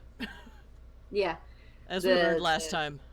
The suggested thing is 2 3-hour sessions essentially for this thing, if you leave it alone. So we're just kind of forcing the timeline a little bit. which does sacrifices a bit, and there's fun things to do in this world that we are glossing over very heavily, but try to get it played in one session. Yep. And if you want to learn more about this game, link is in chat to their Kickstarter that was successfully funded at some point in the past. But it's a very fun game, very interesting game. So where were we? We'd just finished a shared flashback between you and me. Yes. That was the end of my turn. We'd just given our touchstones new traits, and I'm going to say that Dracus goes next. Okay. Oh boy. So we're in the dining car where you had this conversation? Yes, we're in the dining And car. at the end of this round, the robot dude just walks off the end of the train. Essentially, yes. Okay. Problem takes care of itself. Yes. Okay. Phew.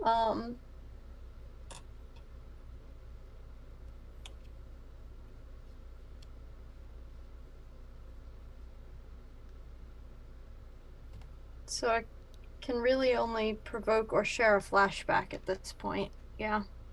Or stop the train, but yeah. Okay. I don't see the need to stop the train. I think that will just make our game take longer, gonna be honest. So, what haven't we provoked a flashback on yet? So, according to the character sheets I have up, which I have been updating while we're doing this, haven't done it for the earring, haven't done it for your dagger or your crow's feather, which you can't provoke on yourself. You have to provoke on people. Yeah. And we haven't done it on Chris's ballpoint pen or compact mirror. Okay. What do I mark anything on the touchstone when I have a related flashback? I forget. You add an extra trait. So, okay, which I did. Items that have two traits have been flashbacked on. I remember. Okay. And there's a little Okay. box at the top of the sheet, or almost top, that says flashbacks. Okay. Yes. I remember now. I haven't been updating those, but I have been keeping track of the touchstone stuff. So,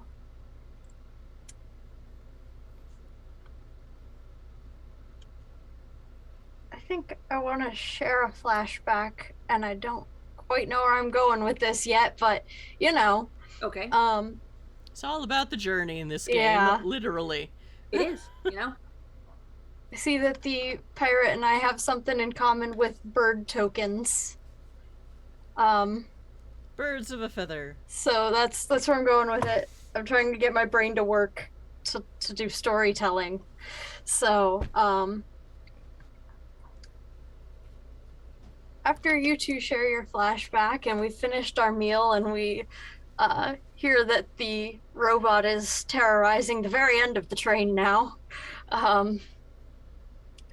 say a flood of people have come up from the back of the train. They're all muttering about this enormous man, just being very rude or shoving them or asking them if they were Professor Kairos. I mean, what is even about that man? The dining car has actually filled up a fair amount now with people who have been, let's get away from the giant robot up the back of the train. Yeah. Hashtag And Terminator problems. we're The car is hearing full. They are these serving- rumors about it. And I'm gonna be like, wonder what he plans to do when he gets to the end of the train. Just gonna fly away or something? Like a bird? He seemed rather solid to me, but I did hear they were doing some rocketry tests, as I recall. I don't know how far they got with those, but the newest thing, Yeah. That is interesting. manned flight. It's a dream, isn't it? It really is. And now we flash back. Yes, and with that, we pull back into a flashback. Where are we?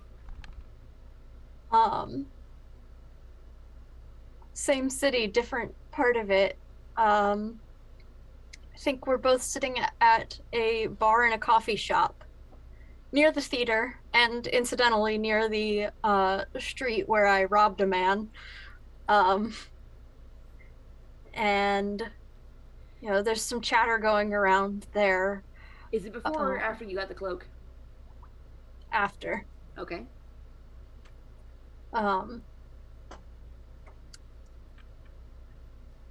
And I go out of my way as I'm sitting down next to you to make sure that somebody notices I'm there because I want to be served. I want my coffee. So I kind of make a bunch of rustling as I sit down, heave a sigh, and just like, so, that weather. Just trying to make the most awkward small talk. Indeed. It seems to have, I'm not wearing this hat. Just so you know, I'm wearing a different hat. Okay. In this flashback. Because I don't normally go around with the giant prop hat. Even though I do a lot of pirate roles. I'm probably between shows at this point. It's about matinee time, so I would be on stage if I was in a show currently, but I'm not. I have a cup of probably tea, honestly. It smells vaguely herbal, but it's not very powerful tea. It's a brown color, but it's not the black tar tea that you see other people drinking that are nearby, and you could definitely smell that tea heavy on the bergamot. Mine is relatively much less fragrant than theirs is, and it's just tea. You're not sure whether or not the sugar in it, but there's certainly not any milk. And I have the daily edition in front of me. Turn to the theatrical section, obviously reading reviews of other plays and that kind of thing, and seeing if there's anything interesting going on in either houses. And I'll glance your way, and I'll look at your hat. Go, well, I don't know. Are crow feathers coming back into fashion then? Or what now? Sorry. Are crow feathers coming back into fashion Crow then? feathers. The prop mistresses didn't say anything about it, but Okay. they have their fingers on the fashion fancies. Say keepsake more so than a fashion statement. Oh? Some had a crow that I nursed back to health, got injured in weather not too unlike this. What's the weather like outside? It's rainy as usual. Is it just a steady pour, or is it sleeting down, pounding on the front windows? It's a steady pour right now. It was a sleety, pounding rain this morning. Okay. The coffee shop's only half full. Yeah. It's full of people who, the regulars obviously, but no one just popping in off the street unless they're trying to avoid the rain, and even then there are better places to do it than this. It's not a bad coffee shop, it's just not one that, you go Not into one for if the you weren't fancy planning on it. Yeah. Well, that's very altruistic of you. Most people around here would rather shy as stone at a bird rather than miss back to health. They're good friends. So I hear they'll bring back things to you, if you lose them. They do. They particularly like shiny things. It's mildly entertaining. You feed them enough and they start showing up with gifts. Yeah. I mean, better a bird than a boy. You can't trust them to be as regular with their gifts or as useful. And they always have so many expectations of you when they give you a gift. You speak as if from experience. There was a young man. I mean, I don't know if you're in the theater crowd, but once you reach a certain status, you start being able to accept people coming backstage to want to meet you, and he was a very persistent regular. His gifts were not as ostentatious as some of the others, and he wasn't as well off, but he was nice, handsome. and he gave me an earring, a set of earrings. I lost the other one, unfortunately. Or rather, he took it with him when he left. But Oh. he found himself someone he preferred, and it was not an amicable departure as far as on his side, anyway. I'm sorry to hear that. Sounds like it would have been rough. He was a fool and he paid for it, but, it's never easy to hear that you've been replaced. Fair enough. Though, as they say, there are plenty of fish in the sea, if you'll forgive my pirate-related pun. Ah. It's not... That's another reason I come here as opposed to any other coffee shops. They're polite enough, there are enough theater people here that it doesn't generally become a problem, if you take my meaning. Understandable. So did your crow friend, do you still have them, or did they leave you? Well, he comes back to visit on occasion, brings shiny things. He recovered and returned to the flock. I'm glad to hear it. There's enough misery in this world. Couldn't agree more. And as we pull out, the coffee shop and remains a warm glow in the rain that eventually washes away everything else until finally even the coffee shop is gone, and we wash back to the dining car. So, a crow's feather, I would suggest Mercy. Okay. Are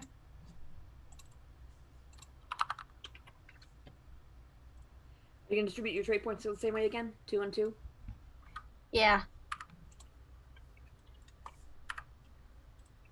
Okay, I'm going to, on my earring, I'm going to put a broken heart, I think. Or, disappointed expectations. That's better. Okay. I believe that would be Chris at the end of the round. Oh, that's right. You triggered that shared thing. Indeed. What actions do I have left available? You can provoke a flashback on someone else. You can trigger a shared flashback. Or you can stop the train. We've already done the meal sharing action. The event is currently at the end of the train, which I guess you could run after him and talk to him if you want to do that more, but he'll be gone by the end of this round anyway. Other actions, that's stories. Train actions. You could release a touchstone or use a conductor power.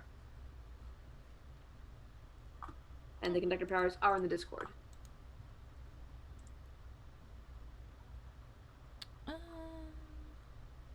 For adventure, we have every port in a storm, easy confidence, and yeah. You can't use naturalist pen because we're not to stop.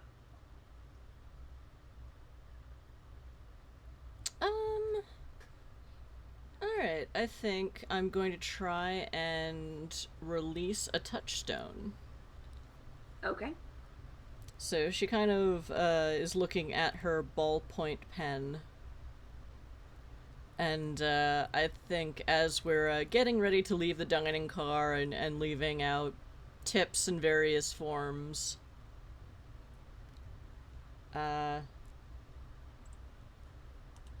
she just sort of basically puts out a few bills for her tip and then places the pen on top of it. As she is making trying to, muster up non-game mechanic momentum to get up and leave the booth. So that is another 2d6 roll? Yes, releasing touchstones so releasing touchstones, so you try to roll low on this one. You rolled 2d6 again. For between 2 and 6, you get change. You break the shackles of your past and you do what needs to be done.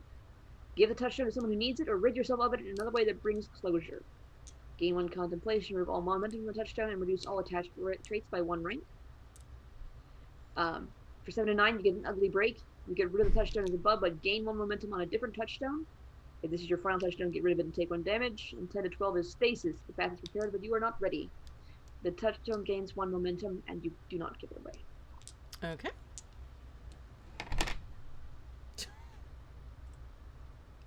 I rolled a 2. All right.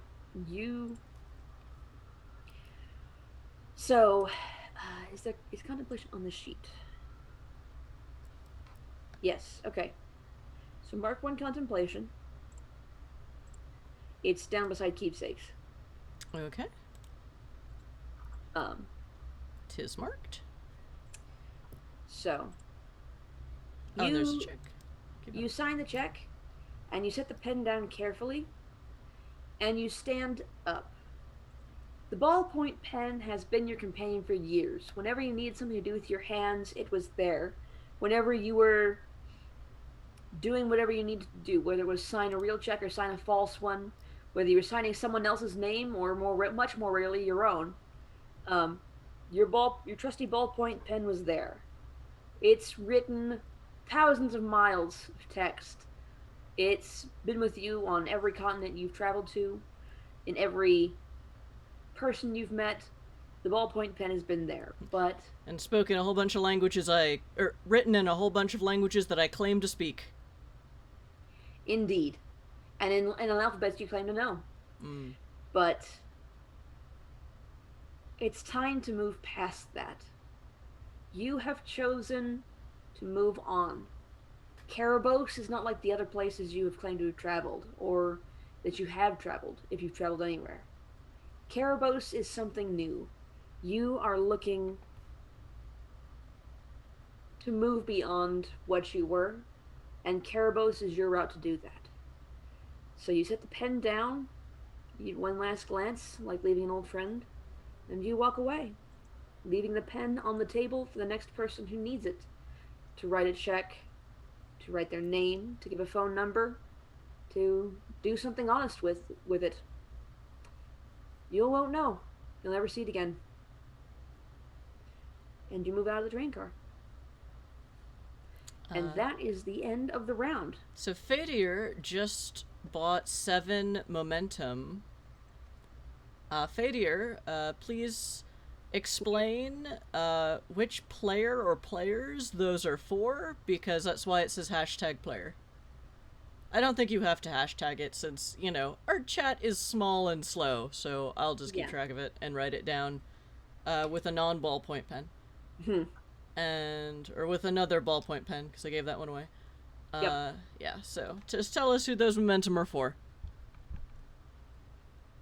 And please do it before we determine who is the seeker, because it really depends. Okay, that's 8. 3 for everyone. Okay. You need 9. 1, 2, 3, 5, 6, 7, 8, 9. Okay, yeah, 3 for everyone. That's 9. Okay. Okay. All right. Thanks. Thanks. Yeah, I'm going to put 1 momentum on each one of my things. Okay, I gave 1 away. So... the touchstone you just gave away cannot gain any momentum. Right, I figured. So I'll just put 2 on the velvet shirt and 1 on the compact mirror. I have so much momentum on everything. Okay. So... Alright.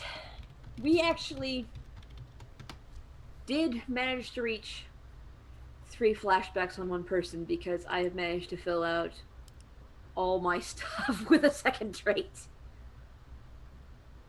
Lol. So... Now you're the seeker and the GM! Sort of. Hooray! Now you know how I feel. Yep. And you've got 2 demons! Whee! Unfortunately, one person does need to be a saint. It has to be evil first. So. Alright. Do you want to flip a coin? Or do you have a preference? I don't really care. Flipping a coin seems in the spirit of chaos that we've been sowing. Yes. Alright, so I'll roll a d6 and we'll do even odds. Okay. I'm odd, you're even. Alright. Odd. So, roll another one. Okay, it's a good, so I guess I'm the saint. I suppose. Okay. Okay, the second leg. Yeah, let's see. Where I'm is- also the honest liar, so we'll see what sainthood looks like on me. I'm gonna pull this up real fast. It's much faster. Okay.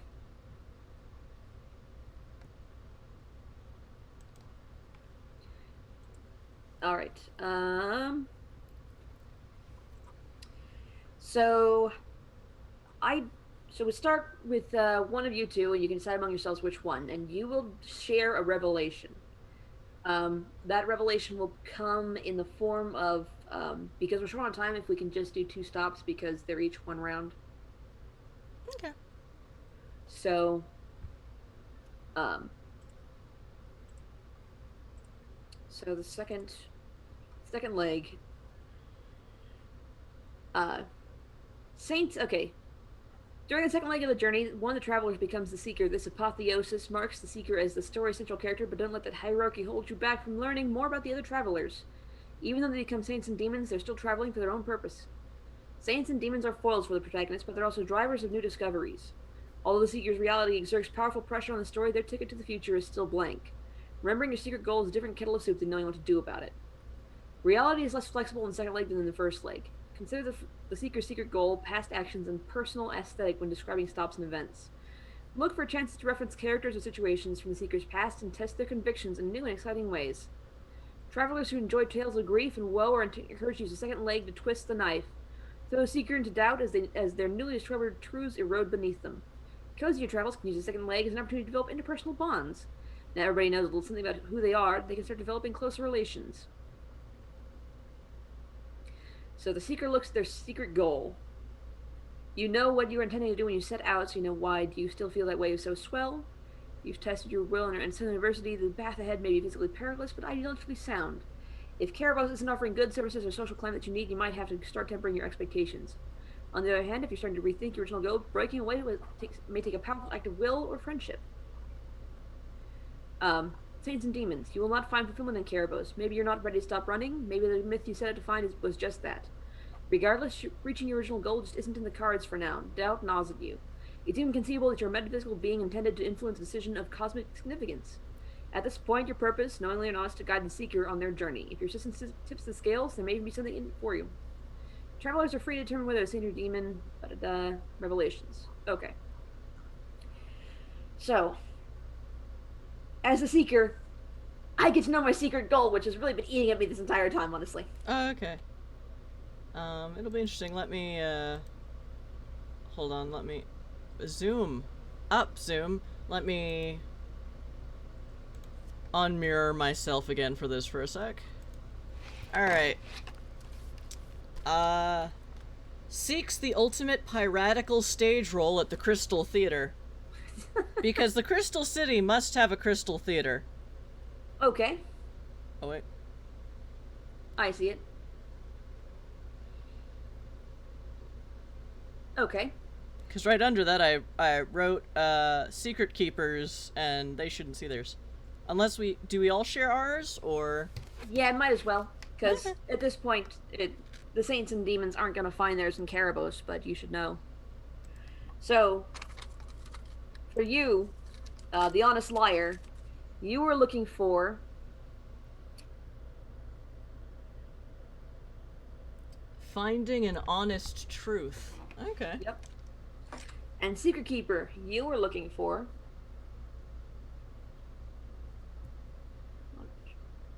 No one's finding truth in Cerebos. It's a city of lies. I mean, I'm looking for the legitimate stage there. Yeah, it's a city of secrets and lies. You'll do great. We'll do great. And so will we all. So will we all. But that wasn't necessarily what we were looking for. Whoops. Fair enough. So who would like to do their revelation first? I got nothing off the top of my head, and I still don't like going first. So revelation is a stop? Yes, you describe the stop. It's a place. You're the saint, right? I am the saint, yes. It's a for you. You're trying to get the seeker to reflect on their past and cleave to it. You're the saints and demons. So, saints and demons creating a new stop or event that isn't on any random table. This is called a revelation. These occurrences reflect the guide's worldview or shed further light on the seeker's journey. So I'm a saint, but I'm also the honest liar. yes. So I'm making you. I need to make you reflect on your past, but not necessarily choose one way or another what you want to do. Right. You would be trying. You're as a saint. Your purview is the safe and established. You hold anchors as most important, and you goals. No. Basically, you're trying to influence the seeker to continue on with the course that they were set when they started out on this train.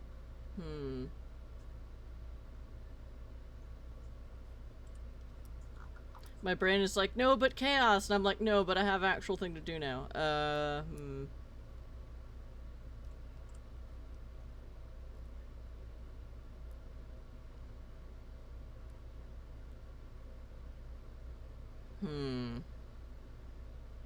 Okay, so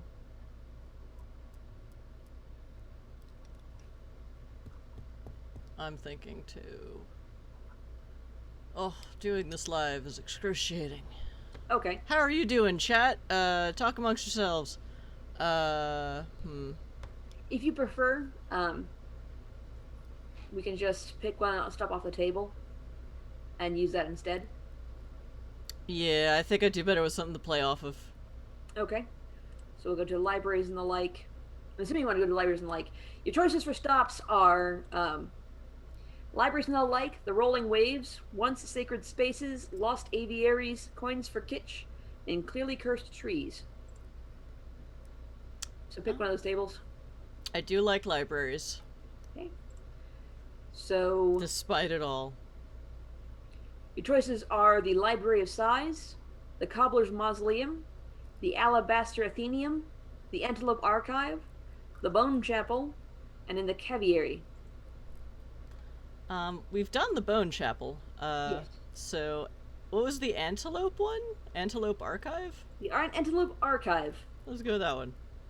The Antelope Archive claims to hold a perfect specimen of every animal in existence. Its shelves, or pens as outsiders call them, are indeed laden with an abundance of squirming, shrieking beasts of all descriptions. However, visitors often find themselves in conflict with step over the definition of perfection.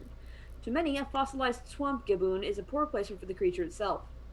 Cataloging life as it is lived is a difficult task. Without proper distance from the subjects, the data becomes too familiar, too insular. For this reason, staff often recruit outsiders to serve as honorary know-nothings. An advisory committee tasked with solving obtuse organizational queries free from intrigue and guile. Okay, that sounds good. I can work with this. Alright. So I now narrate what happens. Yes, as we pull into the stop. Alright, so the train pulls in for a stop to refuel or restock or what have you, and we all get a few moments to stretch our legs in this very strange... Does it give an outside description of the Antelope Archive? Nope. It is apparently a large collection of pens, so make of that what you will. Pens as in animal pens. Not pins. Or things to write with. So... pens everywhere in this game. Well, in this session. So the train comes to a stop, and in front of us is this kind of odd, utilitarian-looking concrete building. looks very, very nondescript and a bit boring from the outside, and it just says Antelope Archive. I suppose myself and the Seeker are among the train passengers who, instead of just walking around outside, actually like, well, there isn't a price over the door, and just sort of mosey inside. And upon opening the door, our senses are absolutely assaulted by the sounds of so many aminals in little pens and cages, and oh dear. All right. And I start, and I see, I've been hanging out with the pirate player, so I kind of beckon her to come alongside. It's like, ooh, look at this. And we find, effectively all of the animals are grouped not necessarily living versus fossil or remains. There are fossils, there are skeletons, there are also plenty of live animals. They seem to have them attempted to catalog them by species or evolutionary branch. Oh no, are the gnats contagious? Sorry, actual Dracus. Oh, yeah, I got Just one had too. a gnat in here and it's been driving me crazy. I've been trying to ignore it, and I got it. I Nice. got it last half. Anyway, so okay, we come up to a series of pens that there's lions and tigers and house cats, and then like a skeleton of or fossilized like big flat thing of a saber-toothed tiger, and the skeleton of an extinct kind of cougar or leopard. I was sort of looking at all of those, and she's like, but which one is the ultimate cat? Like, so many cats. So many overlapping traits, but they're all very distinct from each other, and, well, obviously don't like each other very much under these circumstances. They're all apex predators, and everyone wants to be on top, but which would you say is the cat, the platonic ideal cat? Okay. So you're going first then? And what you're trying to do? What are my options again? You can rest, which remove one momentum. You can seize opportunity, which means interact with the stop. You can release a touchstone, or you can use the conductor power. The conductor power for this particular stop we have for this particular conductor is naturalist pen. Sketch a map or detail from the shop in your journal. If anyone collects a keepsake from this stop, remove one momentum from 2 different touchstones. I think I would like to, ironically, borrow someone else's pen, and make a sketch of what I think the ideal ultimate cat should look like from bits and pieces of all of these varying specimens. Okay. So you're using the naturalist pen? Mm-hmm. All right, and who's going next? Pick who goes next. Oh, Jargus, you go next. Oh joy. What does resting do? Resting removes 1 momentum from anything. Okay. I want to do that. Oh, did I spend a momentum to trigger the revelation?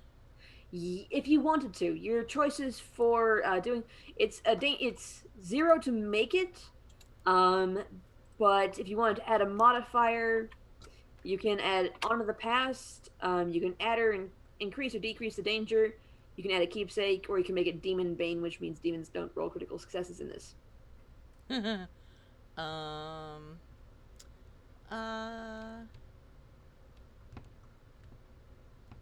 I think I'll add a keepsake. Okay.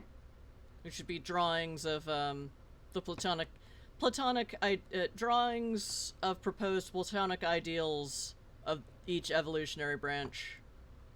Okay. And what does the keepsake do?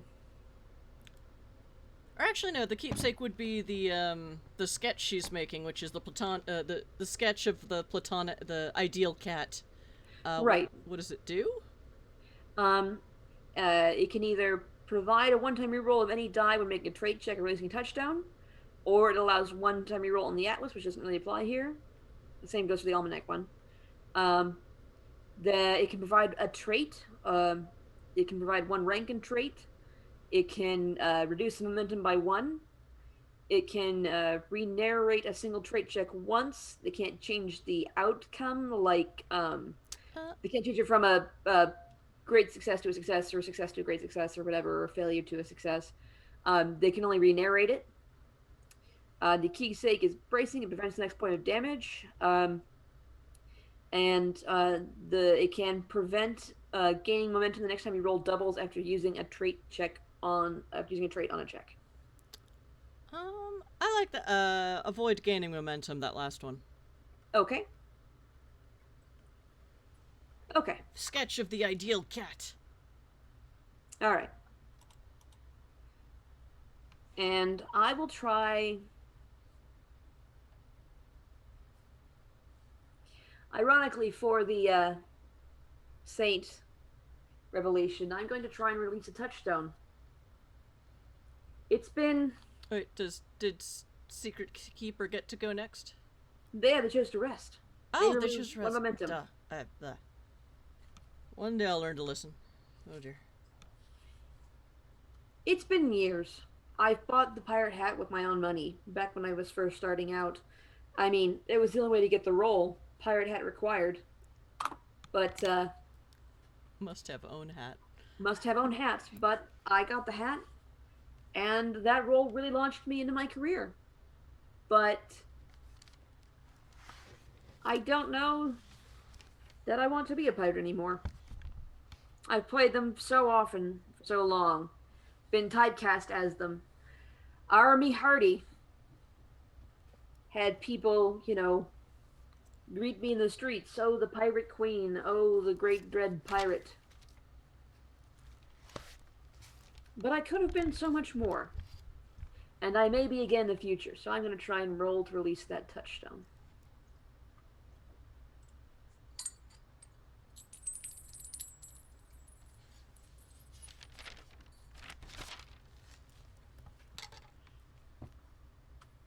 So, I rolled 8, which is an ugly break. So I do get rid of the touchstone. But it has been precious to me for so long that it's hard to leave it behind. Granted, I left it kind of, resting on the head of a particularly placid camel, but, the point still stands. It's not easy to leave it behind, and it clashes a little bit with the camel. The camel doesn't mind, but it does remind me how precious things are. So I will add 1 momentum to the necklace. So remove all of that. Reduce those traits by 1. And increase that by 1. Which really brings me out to a net 0 of momentum, but whatever. And as we get back on, as we finish with the round for stop, we pull away from the zoo. That's what it really is. It's a zoo. It's chaotic, loud, noisy. And now the Bactrian camel has a pirate hat on. But I can't help standing on the caboose and watching as it pulls away, because that hat has been with me for long enough that it really was who I was. And incidentally, I also have horrible hat hair coming out. Flat on the top, puffed out to the sides, like it is. I'm right there with you. It's pretty bad. Yeah. Losing my feather. Alright. Dracus. One more revelation and we finish the game. Okay. Give me a stop off the table because I was not able to come up with anything, so playing off this Okay. seems like the faster option. Which table do you want? Libraries and the like? The rolling waves? Once sacred spaces? Lost aviaries? Coins for the kitsch? And clearly cursed trees? Uh, the rolling waves. Alright, the rolling waves. So the rolling Got waves. piracy on my mind. So It'll never go away. you have 6 choices on this table. You have a lighthouse, Steepletown Shallows, the metropolis of Corrales, the Fuel Stop Bridge and Cafe, the Bloated Forest, and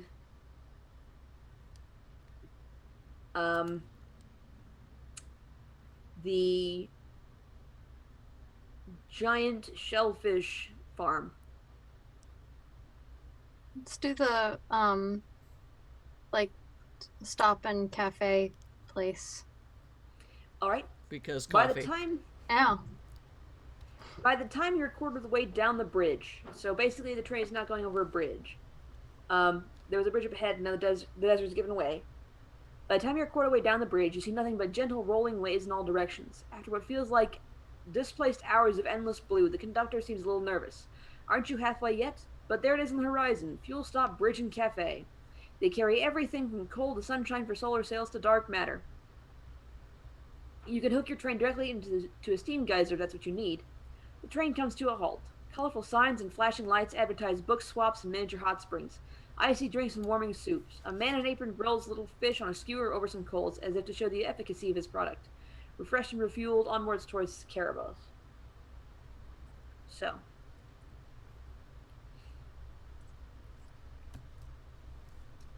Are you going to add anything to your revelation? Not as of this moment, no. Okay. I don't have anything good for that, but you know, So narrate it's us good in. on its own. So narrate us in. Okay. So we pull in here, and disembark from the train, I assume, because that's what you do when you're at this excellent touristy rest stop. It's been a long ride, and there's a lot to see, and a good number of people around, and you know, the gossip among all of the other passengers of the train is that weird guy who just disappeared out the back. No one saw him get off. And as we're walking around, I look at the pirate and I'm like, have you ever considered acting on a stage that isn't a stage? How do you mean? Lying can be a trait of its own. Fair, but when you're acting, it's not just lying about who you are or what you're doing. You're giving the central truth of your character, if you're doing it right, to the audience. It's not you stepping on that stage, it's whoever you're portraying. And even if that's technically a form of lying, it's still, you're still telling them the truth. You are whoever your role is. I'm just saying that your audience doesn't have to be in a theater, and that can always be a good way to influence the world around you. For the better or worse, I suppose, is up to you. Fair. I don't know that I would, I don't know that I want to give him acting, though. That's fair. Just seemed you were tired of being typecast. Tired of being a pirate, and it's a little weird. But I don't mind acting. Acting is, I can just do so much more, you know, than just be a pirate. Um, I'm gonna like stop to look at some knickknack on a shelf here. Just be like, if you were portraying this cat figurine, what would you do? Just out of curiosity. What color is the cat? It's teal. Good, like aquamarine teal, kind of light blue color. What pose is it in? It's sitting very primly, like all four paws near each other, cat or tail wrapped around it. Right. I think our Egyptian cat. Yeah, Right. okay. Yeah, no. It Okay. has a content look on its face. So she looks at it for a second, and then she straightens up her posture. You know, puts her head back, raises her eyebrows, and just... A good impression. It's not necessarily... You don't have to be a cat to give the impression of catdom, I say as I reach out and gently push a small wooden figurine off the shelf. It's Try to catch it real fast. You miss and it clatters to the ground, but it doesn't break because it's wood and not plaster or ceramic.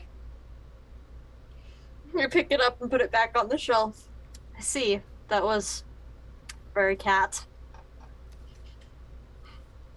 And that's the truth, and that is the truth of catdom. Not necessarily that I am a cat, but that I am telling you that I am representing a cat. Maybe not necessarily the teal blue. That would be up to the props mistress and the costumers. But it's getting across the essential truth of who you're portraying, even if that essential truth is contrary to who you are, or what you are. Are you contrary to the cat? I think cats are contrary to everybody, Fair enough. because they choose to be. I don't think I can argue with that. Besides, I don't think the cat cares very much whether or not I am contrary to it. Possibly not. But then again, cats are liars, like you and I. I don't know that much about cats. Is Perhaps it really not. lying if you don't know what they're saying? You don't need words to lie. True, but misinterpretations on your part are not lying on the cats. Who am I to say what a cat is hiding? That is a very good question. Nobody knows that, I don't believe. Unless, of course, you're talking about what they're hiding under the oven, because they shoved it out under there. And then, you know, because you pulled it out. I'm losing track of this lost the metaphor, but you know. So, for I stop don't usually have actions, conversations so long. for stop actions, you can rest, seize opportunity, release a touchstone, or use a conductor power.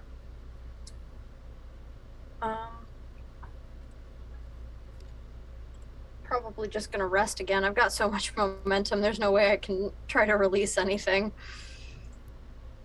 Okay. Who do you want to go next? I'll let Chris go next. Okay.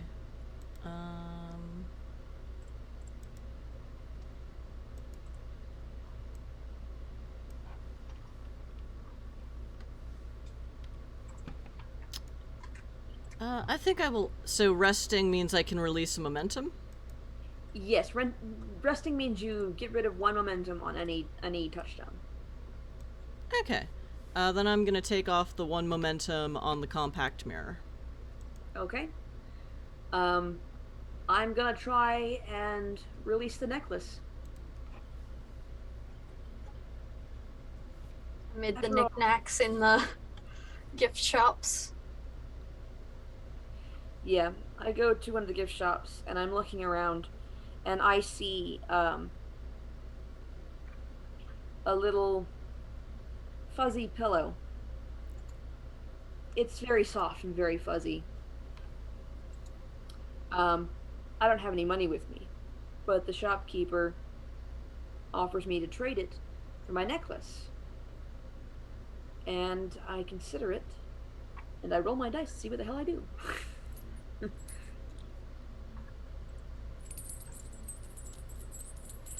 As the necklace does have 2 momentum on it, I will have to reroll the lowest dice. Okay, which one's that one? Yes. Oh, okay. I actually got a better result. Okay. So, I break the shackles of my past and do what needs to be done. So, the shopkeeper holds out the little fuzzy pillow, and I reach up and I pull the necklace off in that way that people do in movies when they are trying to remove a necklace and look really swanky about it, and look at it for a second. Show to the camera real fast. Ooh, shiny. An excellent necklace. Come on, focus. It's blurry. It's not gonna focus. Starfish in there. Got the idea. Yeah. And I will hand it to the shopkeeper, and they will take it and squirrel it away behind the counter, which I won't go after them for, and I will take the pillow, and I'll take it back on the train with me. And as the train pulls away from the station, I will hold on to the pillow,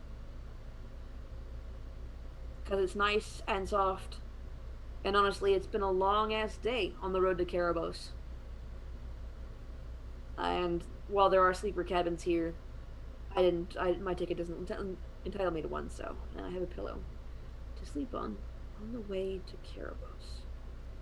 And with both revelations out of the way, and we'll probably end up being 10 minutes late, we enter the end game. Woohoo! Okay. After each guy has shared a revelation or waived the opportunity to do so, the train pulls into its final stop, Cerebos, the Crystal City. Cerebos is a danger to stop. Its keepsake is the memories you made along the way. If you're playing without a GM, the non-seeker who has the least to do during the game becomes temporary GM for this stop.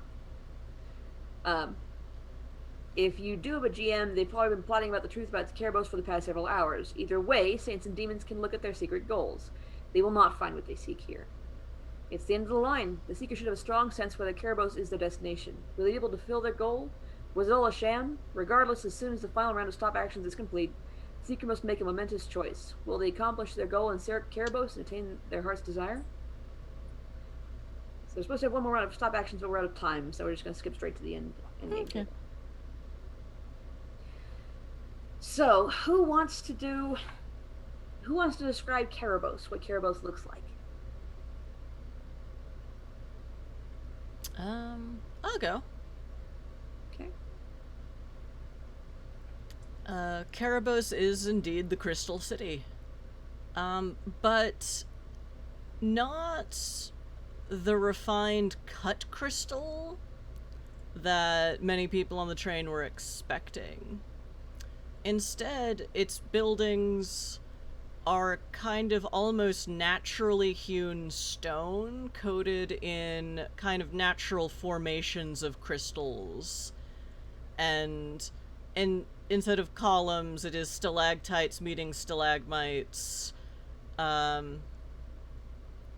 Many homes, offices, and even shops look like caves or caverns studded with some crystals that seem to glow of their own accord, so when night inevitably falls, as it always does, people here will still be able to see without gas or electricity.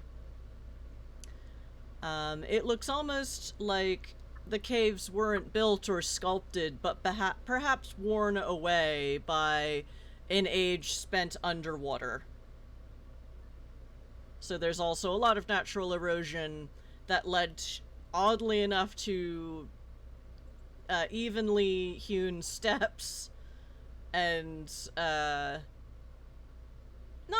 too irregular sized buildings and apartments and homes. Okay. So it's sort of like walking into a giant geode. A giant open-faced geode. So, I'm going to say that, so, Saints and Demons, you've guided the secret of the Crystal City, but what of your own story? Will it continue? It depends on the lessons you've learned and the influence you've had on the Seeker. First, the Seeker decides which argument is the most persuasive. The Saints' path of steadfast stability, or the Demons' uncertainty and change. Each traveler who argued for the Seeker's final choice receives a +1 to their bonus on their epilogue roll. The epilogue roll starts with 2d6, but add 1d6 for each point of unspent momentum. Add together the two lowest results. Each point of contemplation adds 1 to the total. If the Seeker chose your path, add 1 to the total. I have chosen the Demon's path of change. Mm-hmm. I don't want to be a pirate. I do still want to be a player, but I want to be a pirate. So, roll 2d6. If you have any momentum, add 1d6 for each point of that momentum. Both of us? Yes, both of you. So Okay. 2d6 plus an additional d6 for our momentum. Yes. Okay. Any momentum you have left over. I've just rolled 2 6s on my 2d6s. Okay.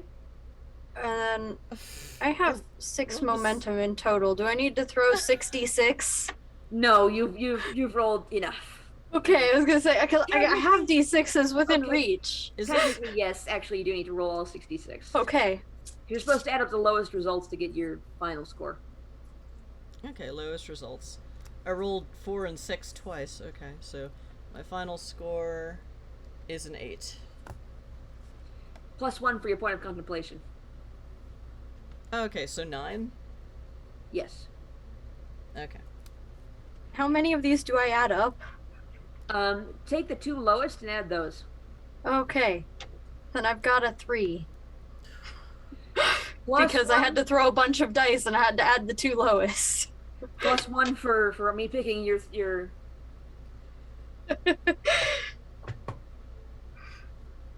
All right. Okay, and okay. So I forget if this one is roll high or low. you wanted to roll high, unfortunately. So the honest liar. Your role as a guide has changed you. You gained a new goal which modifies your previous one. Contentment is a ways away, but it can't be said that you haven't grown or that you'll never find it. So you were looking for an honest truth. Mm-hmm.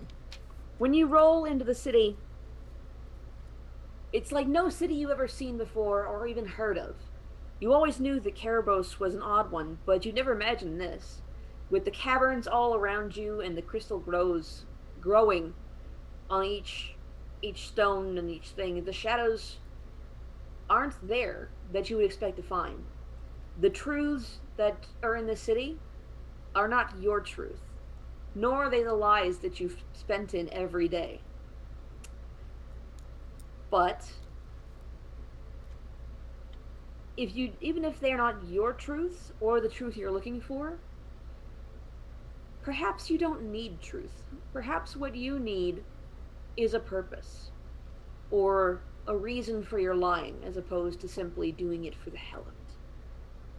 Either which way, you won't find it here, but you might know a place further up the rail line. You've heard about it. Maybe you'll find it there. The Secret Keeper. A 3. So- Oh, yikes.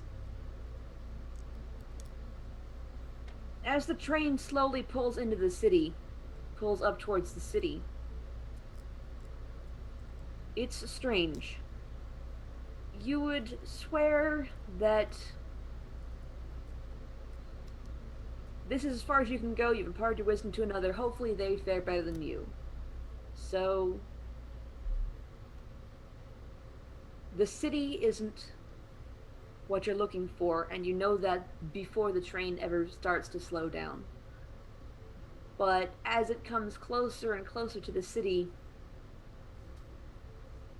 it's almost physically antithetical to you. You cannot stay on the train. So the train is going relatively slow by the time you jump off, but it's still before you enter into the city proper. You stand and you look, and despair overtakes you. Demons. All moisture escapes your body. Your meat is eaten by the crows. All that remains is a pillar of salt outside the city gates. Someday will be part of a stone forest, a testament to seekers who tried and failed. Later, during the winter of Titan Belts, it will season apostate's lunch. That got real morbid real fast. Especially sad because you were like nice to crows. Oh, it's that's what that's the way it works. The final idea to crows. Okay. The Seeker, whether your companion stood or fell, you've made it. After the saints and demons have handled their epilogues, it's time for the main event. Is Cerebos what you're looking for all along? Can you reconcile your inner voice with the wicked world? It's time to find out. For the epilogue roll, start with 2d6, but add 1d6 for each point of momentum. Add together the two highest results. Subtract 2 from the final roll for each point of contemplation. So I actually do have... I need to reroll one of these dice, because I do have 1 point of momentum left on the earring. Thanks to Fadior! I mean, you said you wanted trolls. Yep. Okay. So, I actually rolled 5 as my high. 2 and a 3. I literally rolled 1, 2, and 3, so it's like, okay. So I rolled a 5. 7 or less. Self-actualization. You're able to see your past for what it was and adapt based on the reality of the present. Whether you follow your original goal or choose a different path, you've gained vital knowledge from your journey and emerged from the crucible ready for the future. So, the lights come up on a stage. You don't know how they dim or brighten the crystals in the city. You suspect perhaps covers or something. As more crystals are uncovered, the higher the light goes. And it's a stage with beautiful teal blue velvet curtains pulled back on either side, and front and center is the player dressed in shining armor. Very clearly chick armor, because it's suffering from, the boob plate and that kind of stuff. And chainmail that's probably spray painted crochet, but And she pulls a sword from a sheath and holds it up to the light, and the crowd cheers as a new play opens for the Lady Knight and her chivalrous deeds. And a new day dawns in the crystal... Would you call it the Crystal Theater of Cerebos? Yes, the Crystal Theater. The Crystal Theater of Cerebos. With a new star. One who can play any role, but somehow never plays a pirate. Never again. And that, ladies and gentlemen, has been our game. Thank you very much for joining us on the rails of Cerebos. Woohoo! It is a delightful game. It is. I think it would be better if I were more in practice with just making shit up on the fly, but here we are. It is an improv-heavy game. Or it can be. Yeah. Yeah. And I want it to be, but I'm also not, in practice of that at the moment. So. Yeah. Chat, if any of you want to see what the, more standard full rules of the game play like, we did was it a 2 or 3 session It was game? 2 sessions, but it was only 4 2 hours for one and 3.5 hours for the other. Yeah, so that's on our VODs here. It's also on our YouTube channel and the one-shot, I think the one-shot list, you'll find it. It's got a picture of a choo-choo train on it as the thumbnail. It's adorable. So yeah, we've played the full version, but yeah, this is a one-shot game, but not a 3-hour one-shot game. Yeah. So... this is a one-day game. Yeah. Very satisfying long one-shot game, but it's long. It's a fun game, but yeah. It's basically like an all-day buffet of roleplay. Under ideal condition. Well, I mean, I hope we have inspired other streamers to stream this game, either in multiple sessions or try Merc's system hacks. Yep. Because they're pretty handy. Woohoo! So Yeah, and again, uh, every other weekend we alternate between Exit to Eden, which is our consistent campaign of NWAD in space, and one-shots of indie TTRPGs because I want new games in my life and I can't go to Gen Con this year. Or any cons, because plague.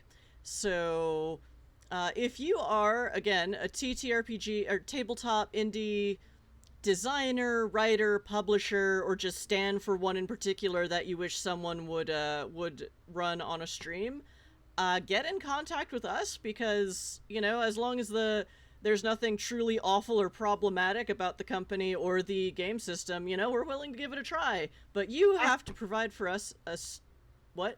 Has to be a one-shot. Yeah, one shot. You just have to provide us with a guest GM, because just because you really like your game doesn't mean any of us have ever heard of it, sadly, because social media is a fickle mistress. So, but you know, our DMs on, or rather my DMs, because I'm the one running the account on Twitter, are open, or get in contact with us some other way. Join our Discord and talk to us there. We are very chill. The Discord link there should be dozens of links for our Discord and chat by now, and there's one on our Twitch again. page.